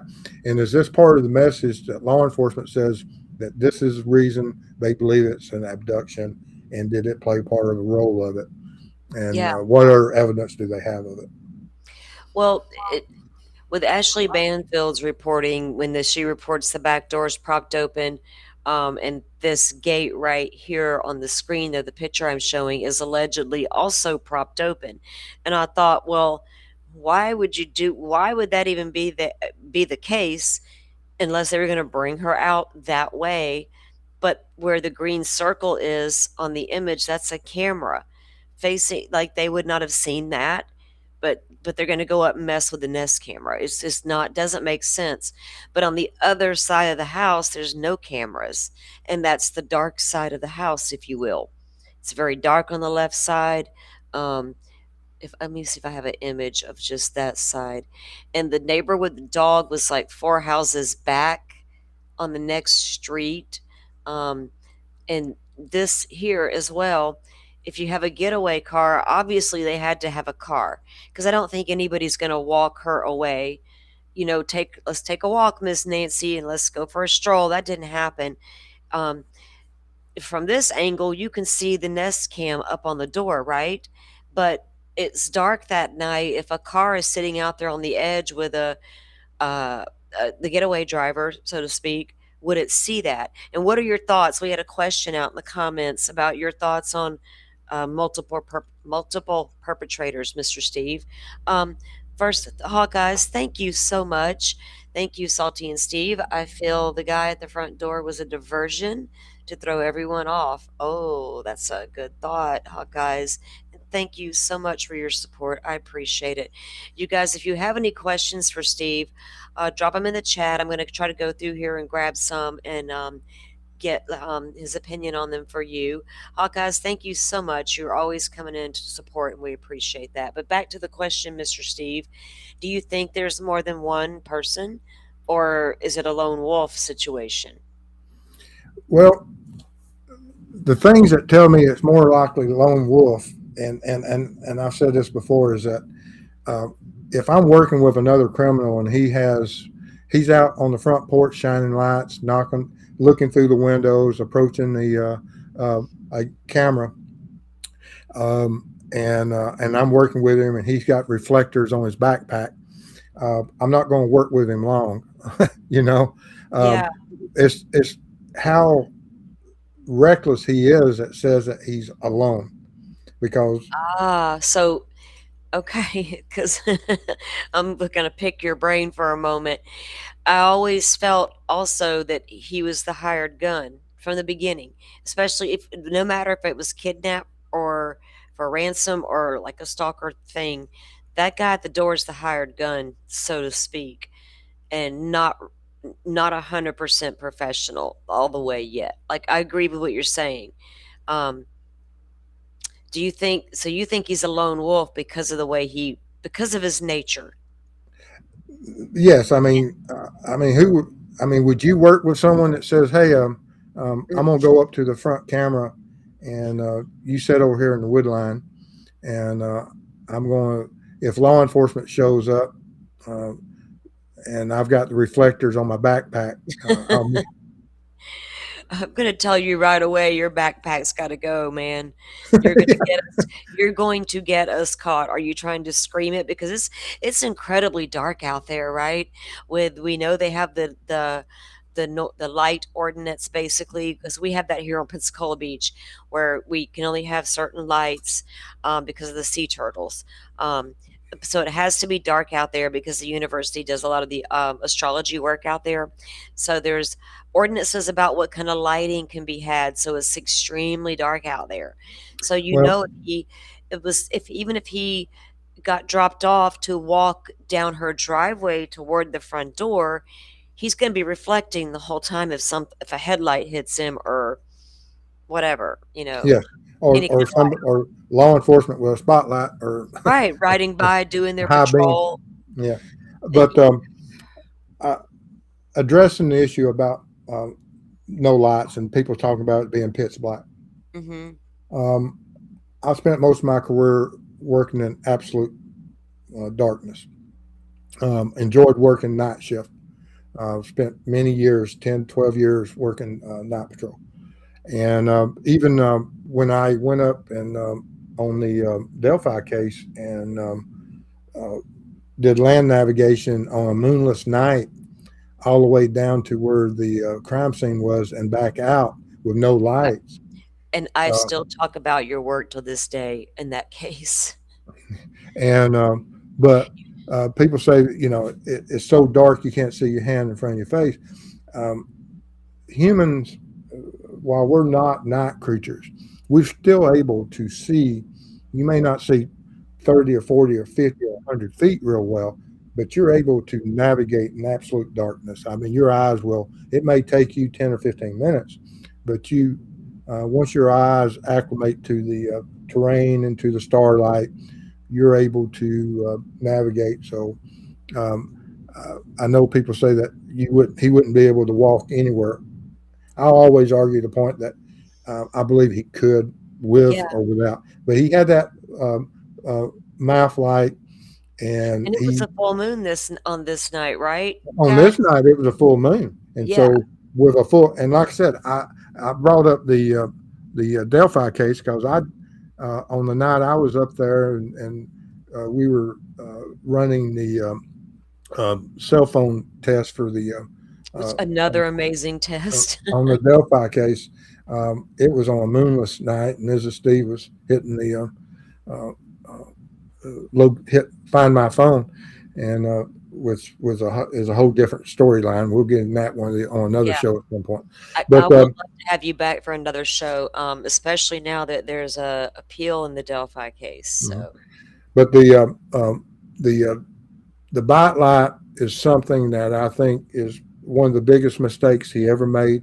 mm. For the fact of the DNA, the transfer that he wouldn't have had that bite light in the whole crime time. So, do you let me ask you this, Steve, with the mixture of DNA that they say they have, do you believe would it be saliva? mixed with, from like a doorknob or whatever he touched in the house, even the front door knob, back door knobs, whatever.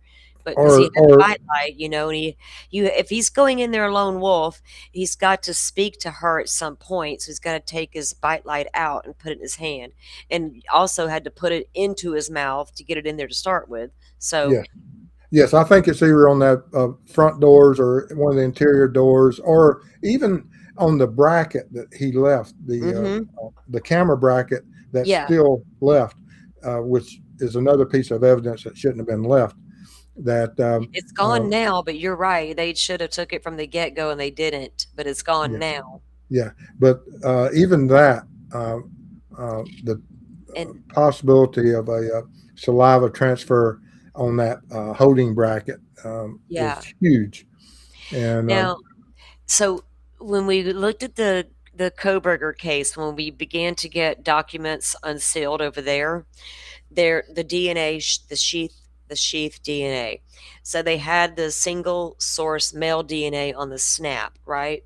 But there was also a blood sample on the sheath mixture. It When they tried to divide the mixture, they could tell Kaylee and they could tell Maddie. But as far as the third person, they could not 100% say Brian Koberger, and they couldn't 100% say not Brian Koberger.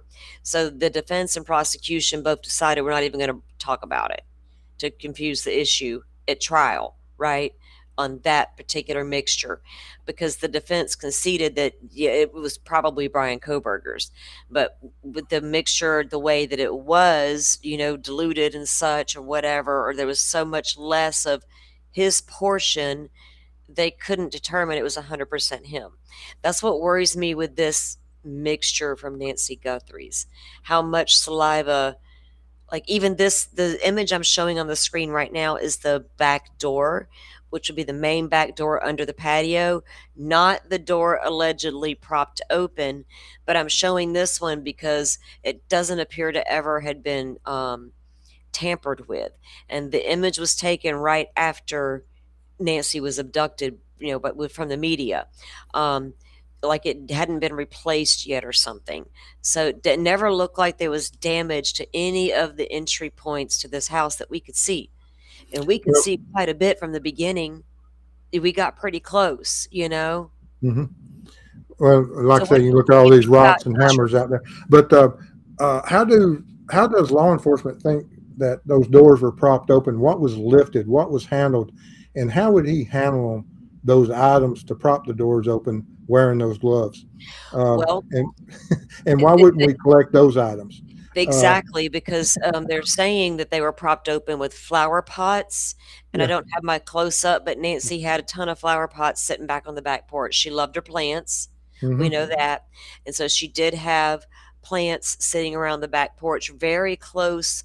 I have a photo of the back door that let me see, let me pull that up real quick. The door that was let me Okay, this is the door.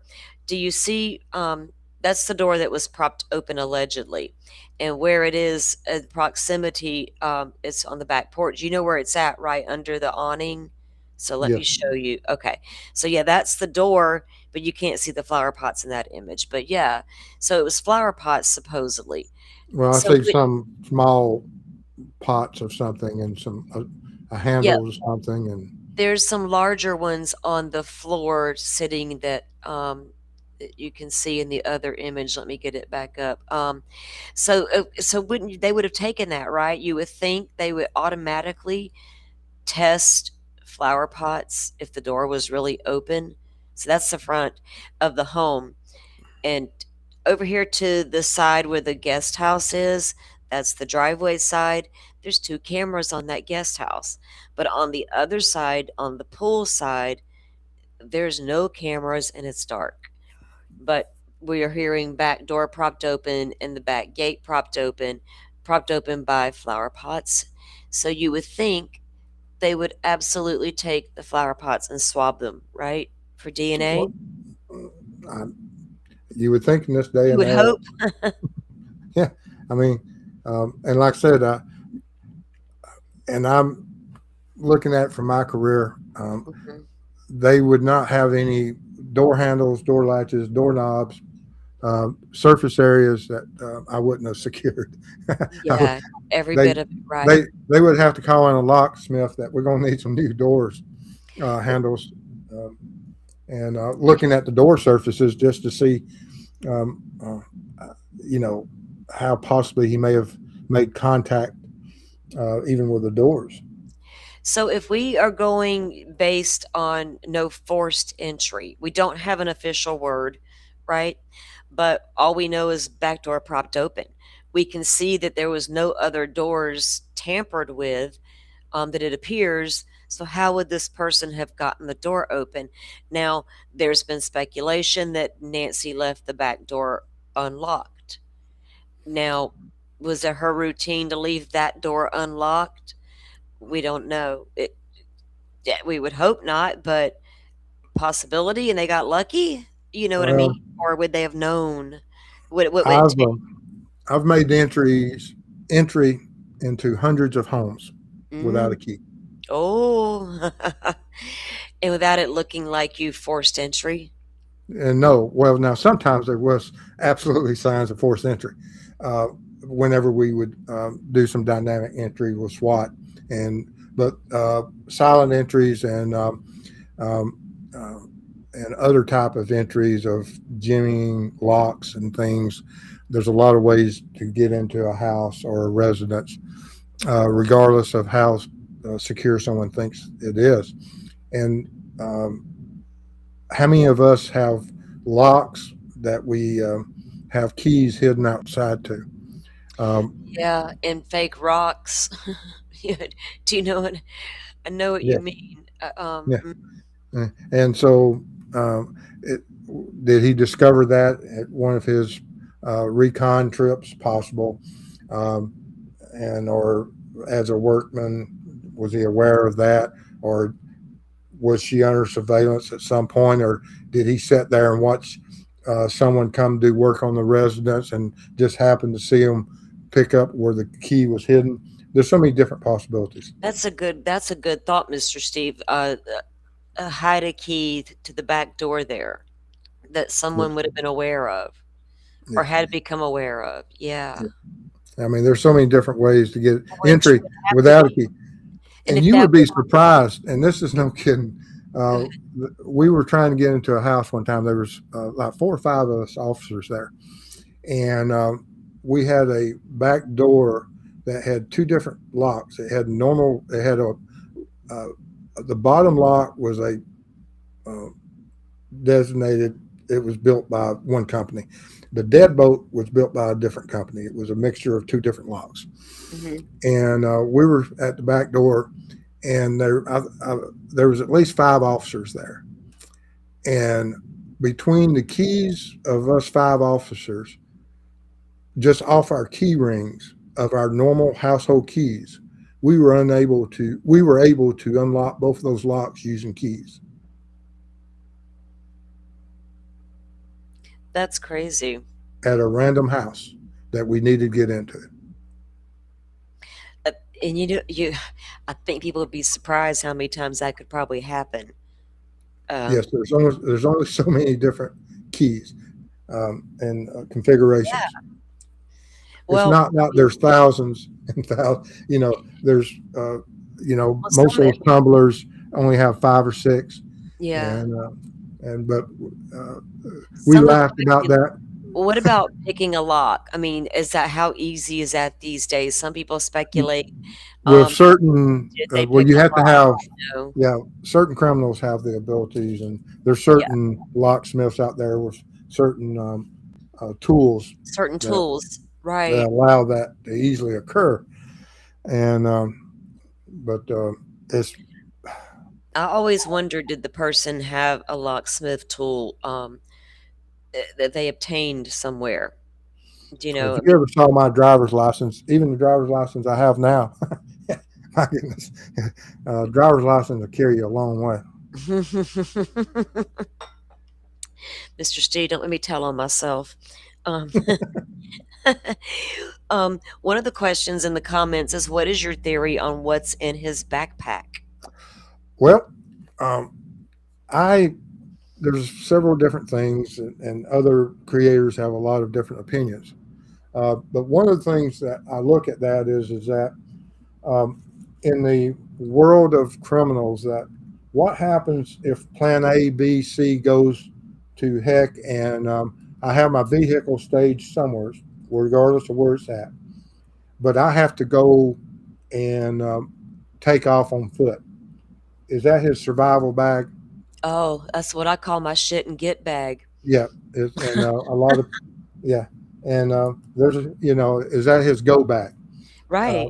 There is that possibility, being that close, uh, and did we have a backup plan that if it went to heck, I have my whatever type of Mm, defensive platforms possibly in that bag, communications with others, flashlight, food. Can the I go cross survival country? kit, yeah. I mean, is that a possibility? Yes. Don't know. So it could be a survival kit or a, kidnapping kit. There's been Yes. speculation about tarps and all these crazy things. I'm like, "Well, all we she's an elderly lady, and really he just needs some zip ties at best, or even that would bruise Miss Nancy's poor wrist." I mean, it's not gonna take a lot to get her out of the house. Yeah, I but I don't mean, if Plan A and B goes to heck and they discover, and you most certainly are not going to be able in the middle of the night get in a vehicle and escape other responding vehicles by driving roads, whereas cross country you can on foot. Yeah, and the fact that they're so close to the border with, from Tucson there, it with that in mind, one of the other questions is, do you think they took Nancy out of the area? And my one of my big questions is that, where did you take Miss Nancy when they left that neighborhood?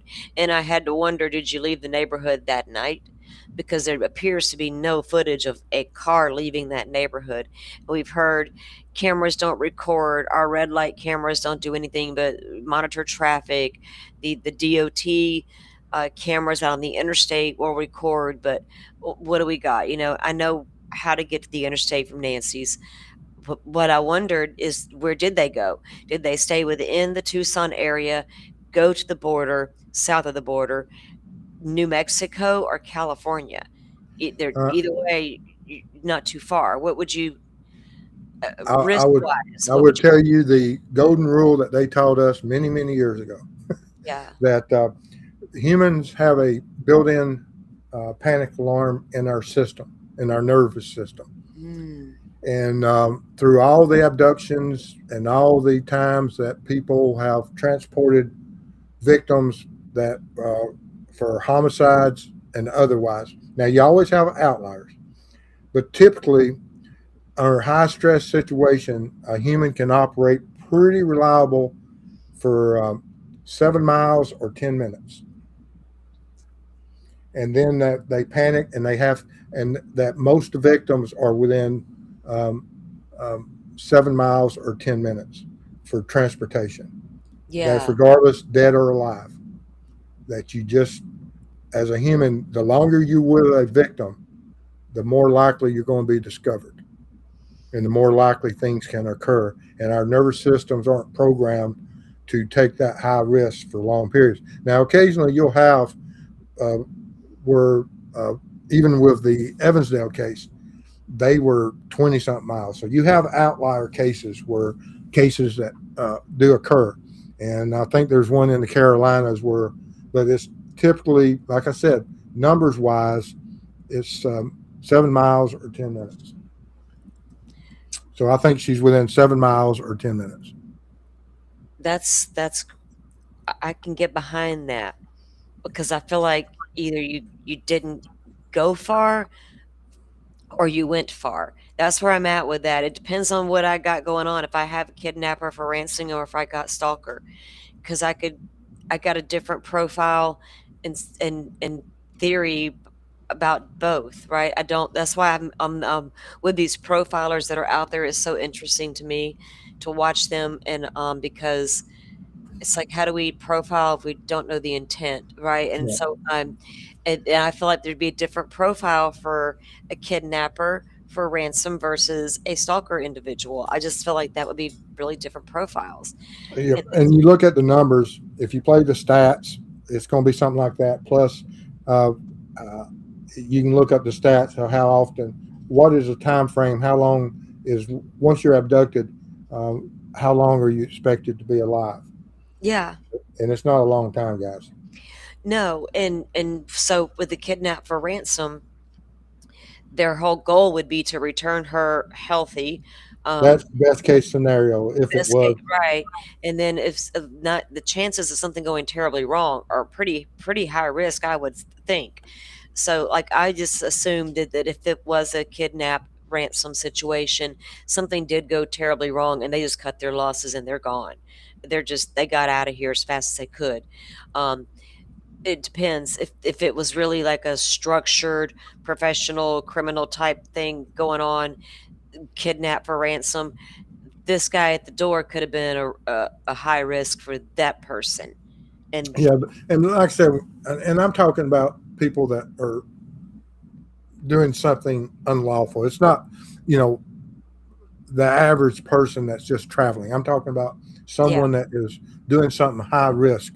Our system is not built to deal with high stress, high risk, and we have that time, or at least that's the way that the FBI explained it to us at that during the training that we were receiving. That if you have an abduction, or if you have a homicide, or you find a packaged victim that has been dumped, that typically 7 miles, 10 minutes, and they're within that geographic area. so they wouldn't have had to take her far from her home, Or and they wouldn't, for the fact that it's so and it risky. would and that would eliminate the chance of them being seen like all over town trying to get away and out of town and out to toward here or there, Yeah. wherever they were taking her. Um, I always wondered, are they close by? Or Yeah. have 'cause I feel like Miss Nancy's no longer with us, unfortunately. Too much time has passed. We know that, um, she had medical problems and was in need of her medications and all the things that we do are aware of.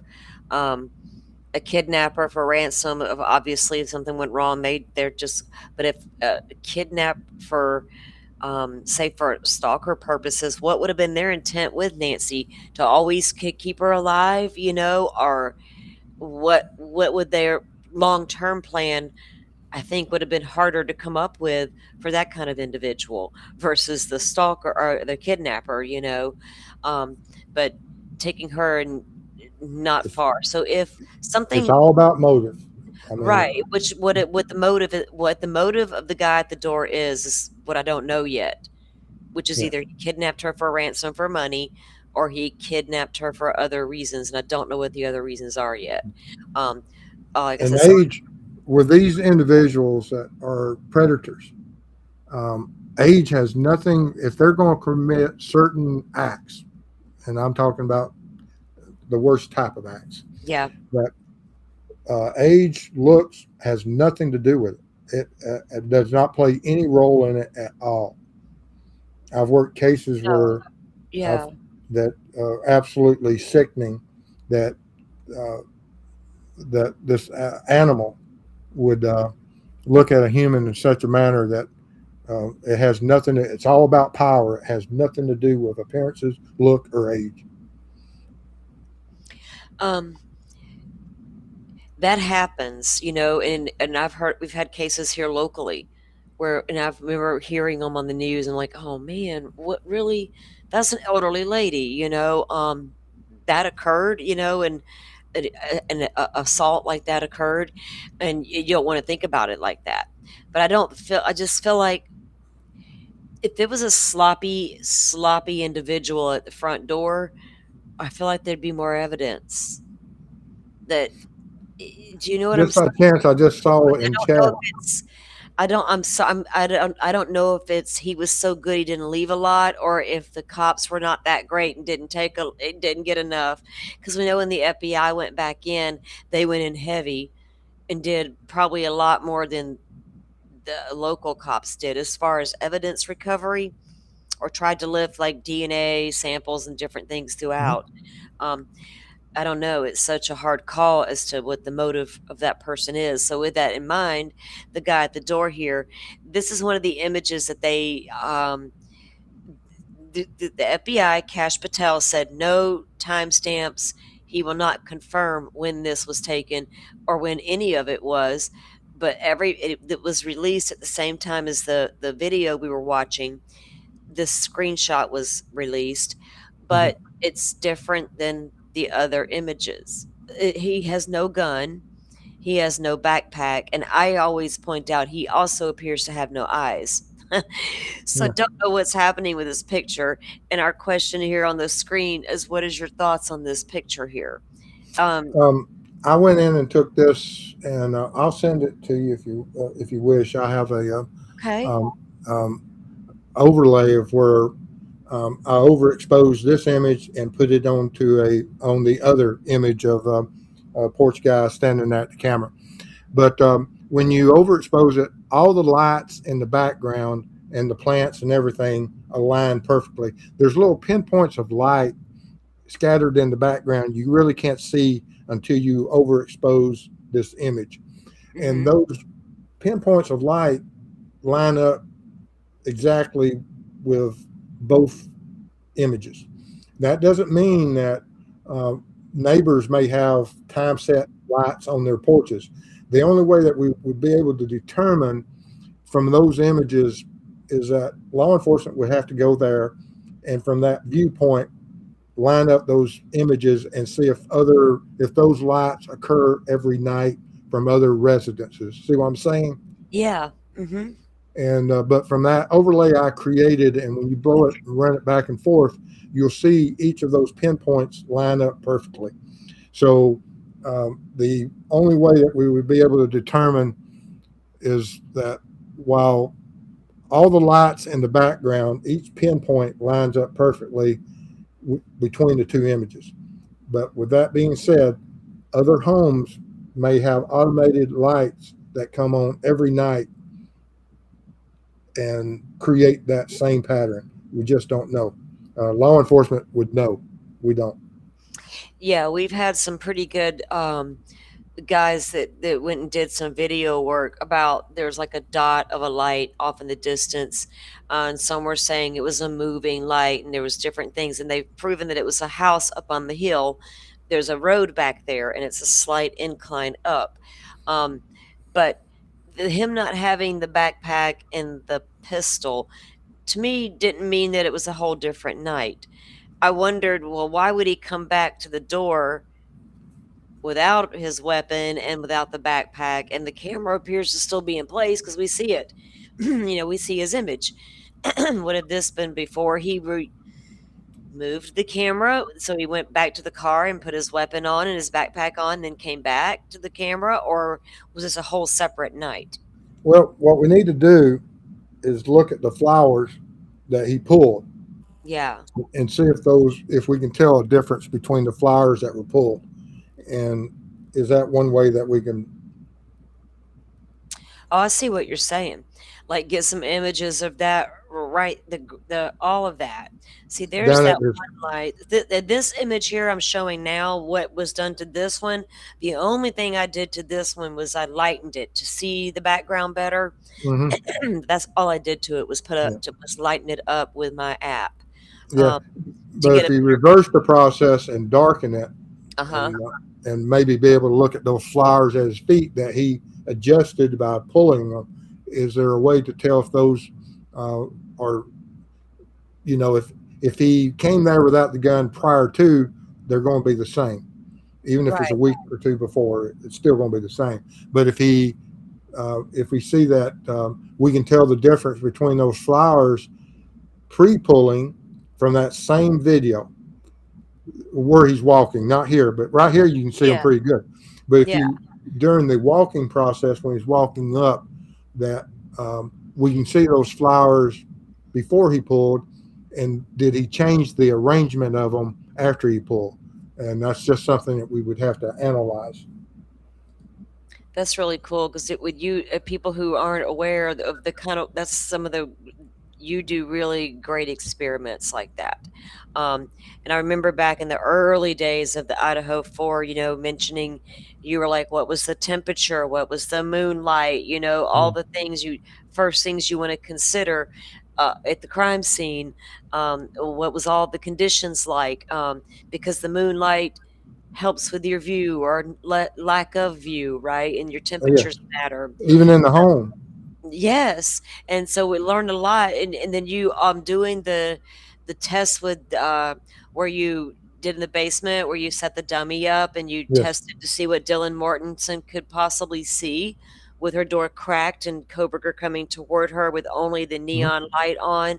That was the best thing I'd seen, and the way you put it together and explained it. So the thought process that you do put behind all of this that kind of stuff is really cool. And you guys, his link is in the chat. Mods can drop it again, and y'all go check out Mr. Steve's content and go digging through his past shows, because they're really good. We followed, and even the work of the Delphi case. Like I said, there was this thing about there was a buried bullet found at the crime scene in the Delphi case, and we were all like, "Well, how long do we know how long it was there? Is there ways to tell?" Well, Steve went buried a bullet in the backyard. So that's the kind of experiments that he brings to the table. So just come out here telling you what's up. He explains it and shows you and goes through the process. And I think that's a beautiful thing to bring to the table. And I appreciate I that just work. want to bring attention that I looked in chat and I saw Anna here. Uh, Earlier, when we first started the show, I was telling you about I had teams across the country.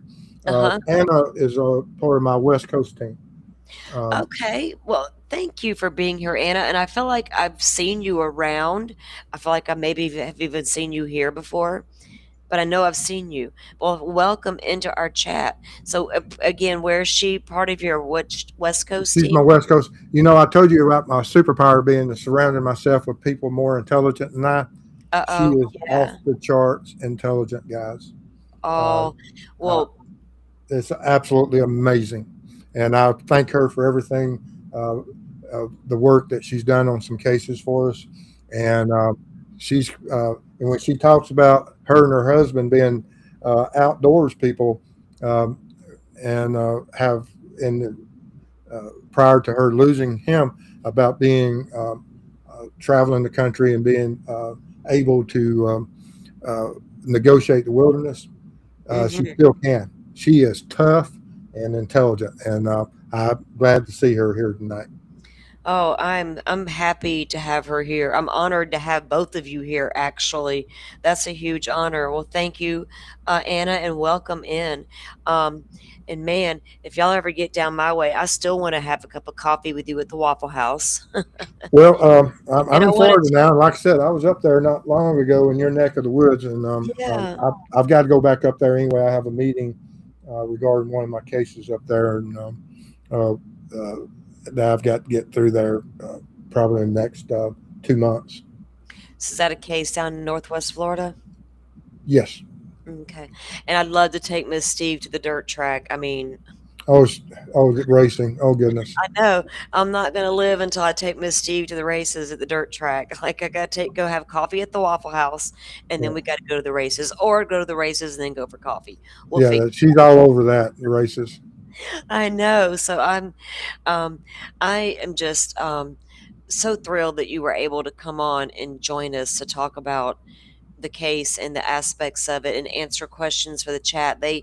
They're really happy that you came in, and Anna, thank you for coming in. And answering the questions of the chat. Rachel says, "Does a full moon have a purpose here?" I think so. Hmm. Well, Well, and that's another thing is that if you're going to commit a crime, do you do it on full moon or not? In law enforcement and medical, they always say full moon is always, for it, but is it or is it not? I, I, will y'all walk outside and let us know in the morning if y'all all get in trouble tonight and tomorrow night because we got a full moon. But that's the thing. So, what is that just a rumor, Mister Steve? Do people get crazier on the full moon? I think we just pay attention to it more. Oh, Um, okay. But if you're planning a crime And you're a smart criminal, would you consider it because of the moonlight? I do. I'd be more likely not to do it on full moon night. So you can Me creep around in personally, the dark. I like darkness. I love Oh, darkness. there you go. You're right. You're right. You would choose a night where it's going to be super dark, so there's less chance that you're seen. Those shadows are extra dark. You So can, why choose this night to go of all nights to kidnap Miss Nancy? yeah. What triggered him that this was the night? Right. I always wondered that because I'm like, what was going on? What was happening? Did something personally trigger the person, or was it just a half-assed plan at best, thrown together, and this is the what happened? Yeah, I I mean, yeah, and that's part of it. It has to be something in his lifestyle choices or otherwise that said that if I'm going to do this crime, I had to do it through this window of opportunity, and that's profiling the offender. Of this offender has to be well, able to have freedom of movement and not be questioned by his uh, orbit of friends, his uh, spouse, if he's married or if he's a loner. Uh, what gave him the freedom to be able to do this on this one night? Because it well, takes longer than just the actual crime to take care of a victim. Transport right. package is a, And with well, and like you said, keeping close by within 10 minutes. The only thing that stuck out to me was if I'm planning something, uh, the gym show, the Tucson gym show was happening.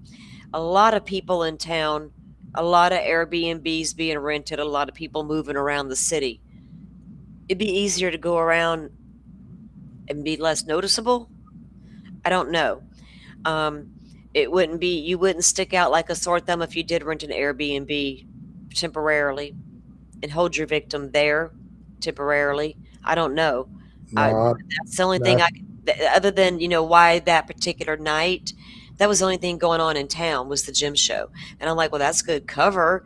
A lot of people in town, less eyes would look at my, I don't know. I don't you know. don't have duck without having a place to take somebody. You have to have a controlled environment. Right.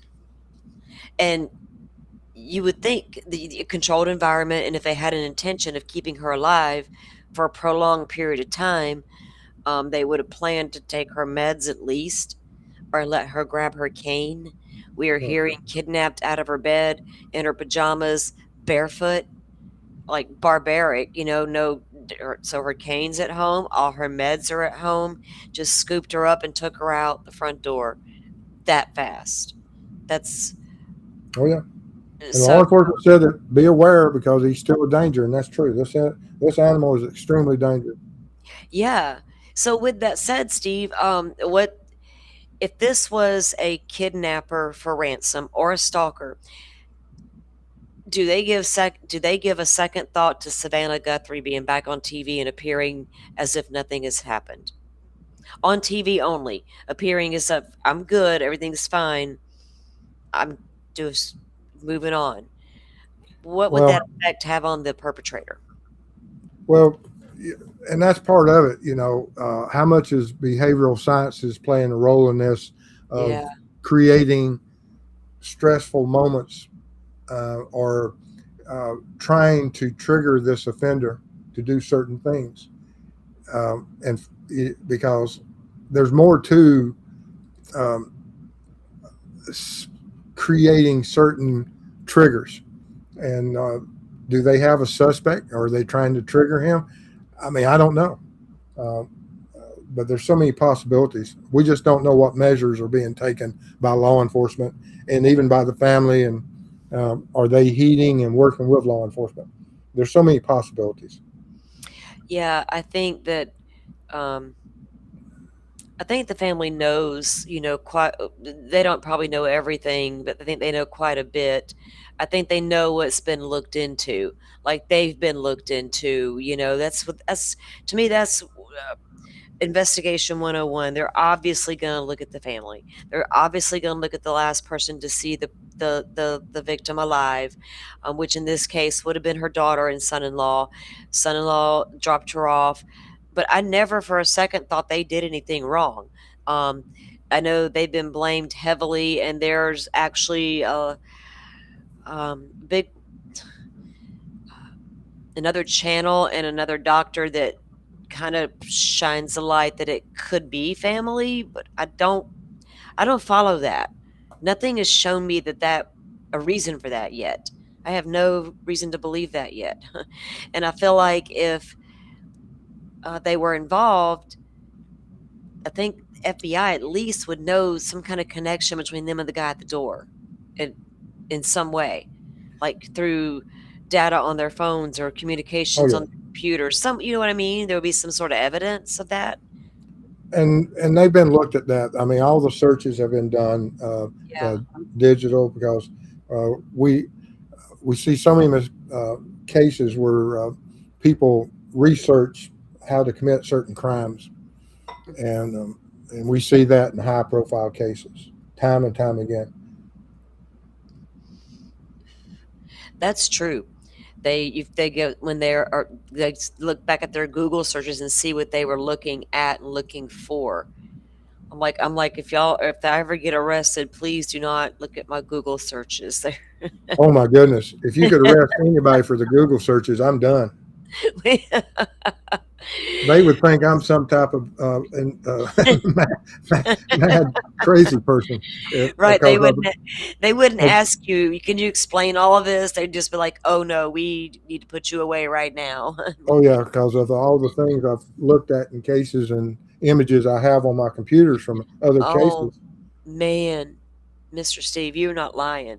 Um, it's crazy what we do accumulate being in this, being drawn to this genre, I'd say, because I've always been attracted to like true crime became a thing, but I always watched from little girl, watching like 2020 with like that was the only thing on for years as far as highlighting criminal cases and things like that.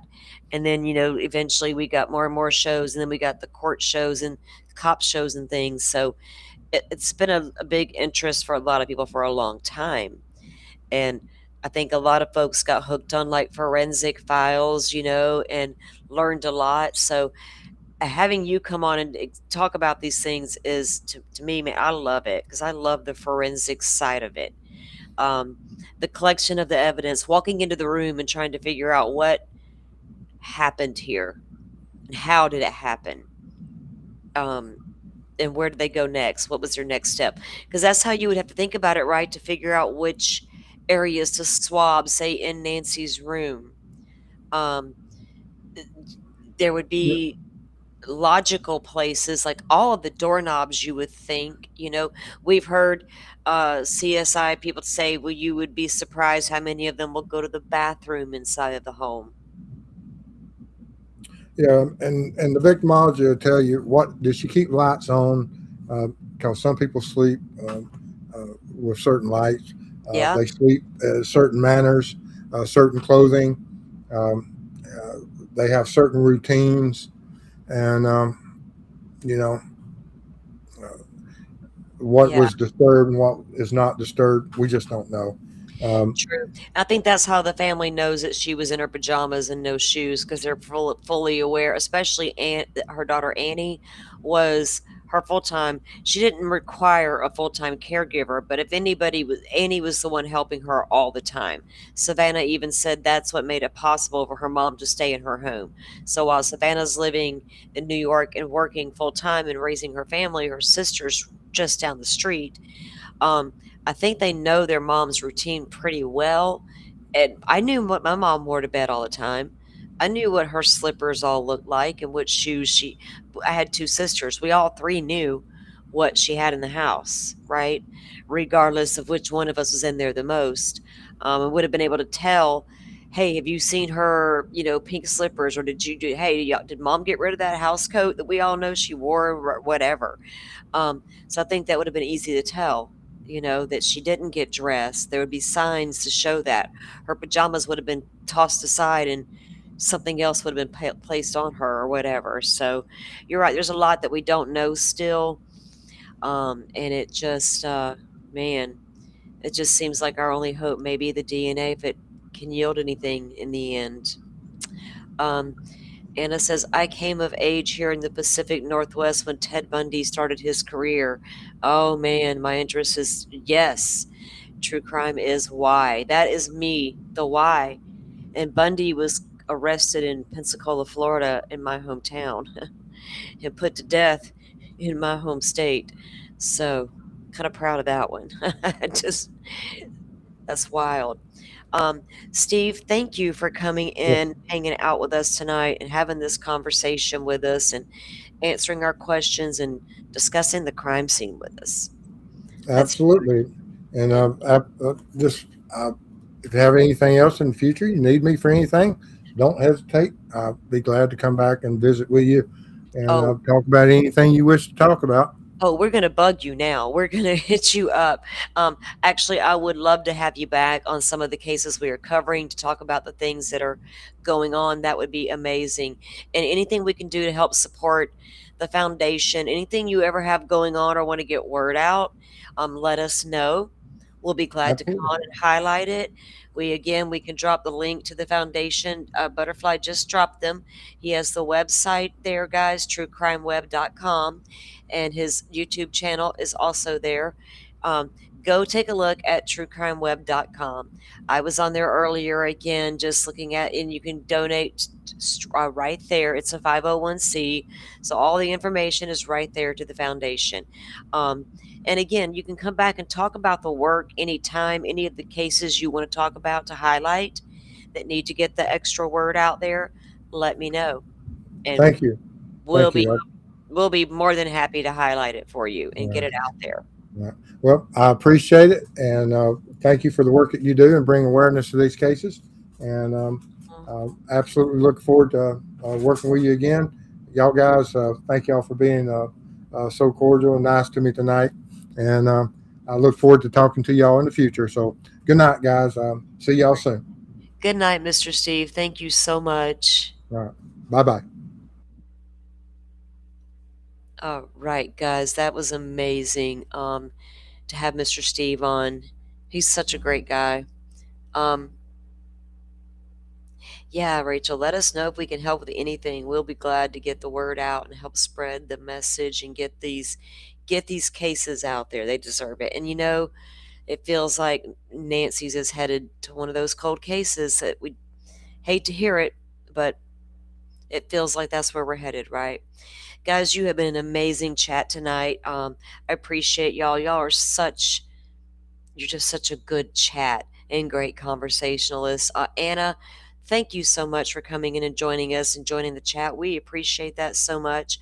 Hawkeyes, much love. I appreciate you and the support you give us here. Um, and your comments are always appreciated. You guys have some of the best comments and your thoughts and your theories, and the way we like to discuss it all here. And we can work it out together, right? We'll be like, okay, well, now that doesn't make sense. Or, okay, yeah, that does make sense. So that's the beauty of it. All right, guys, it has been a really great night. It's been a lot of fun to unpack it here with Mr. Steve and get his perspective on a lot of the things we'd already talked about, but yeah, to get his view. Now, I'm going to have a couple things coming up this weekend. I plan to do a show to unpack the Delphi appeal. We'll get that done. And I want to do a show about profiling in the Nancy Guthrie case. Interesting things have happened in the last couple days. I want to talk to you guys about and get your opinion on. Semi Sharp. And thank you earlier. I'm sitting here laughing earlier in the show because you're like, hey, you want to take down that coffee break sign? Girl, I don't even know how it got up there. I never left for the coffee break. The coffee pot's like right there. I just turned around and fixed the cup. I didn't leave y'all this time to go let the dog out or something and use that for an excuse. I don't know how I did that. Didn't even notice it until I saw your comment. So thank you for that. Again, Forrest wasn't here tonight, so he's the one that sees all that stuff. Um, Forrest couldn't be here tonight, guys. He's got something going on at home, and he's fine. He's good to go. He's just busy with lifing right now. So send him all the love and appreciation.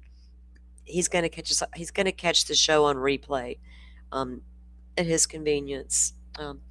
I know you're going to tell me. I love that about you, Simi. And you guys had great conversations tonight.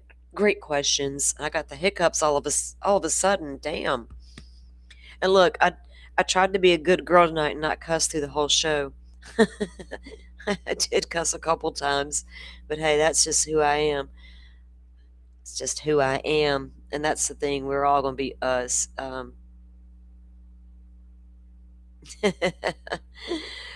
girls in the chat. All right, guys, y'all go have a great night. I'll see you.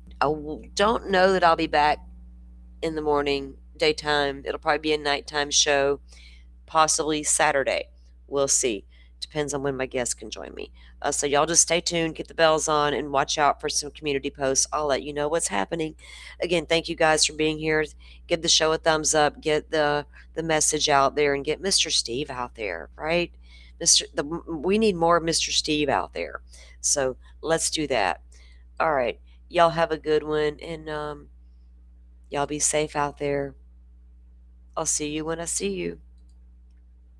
Thank you all for watching.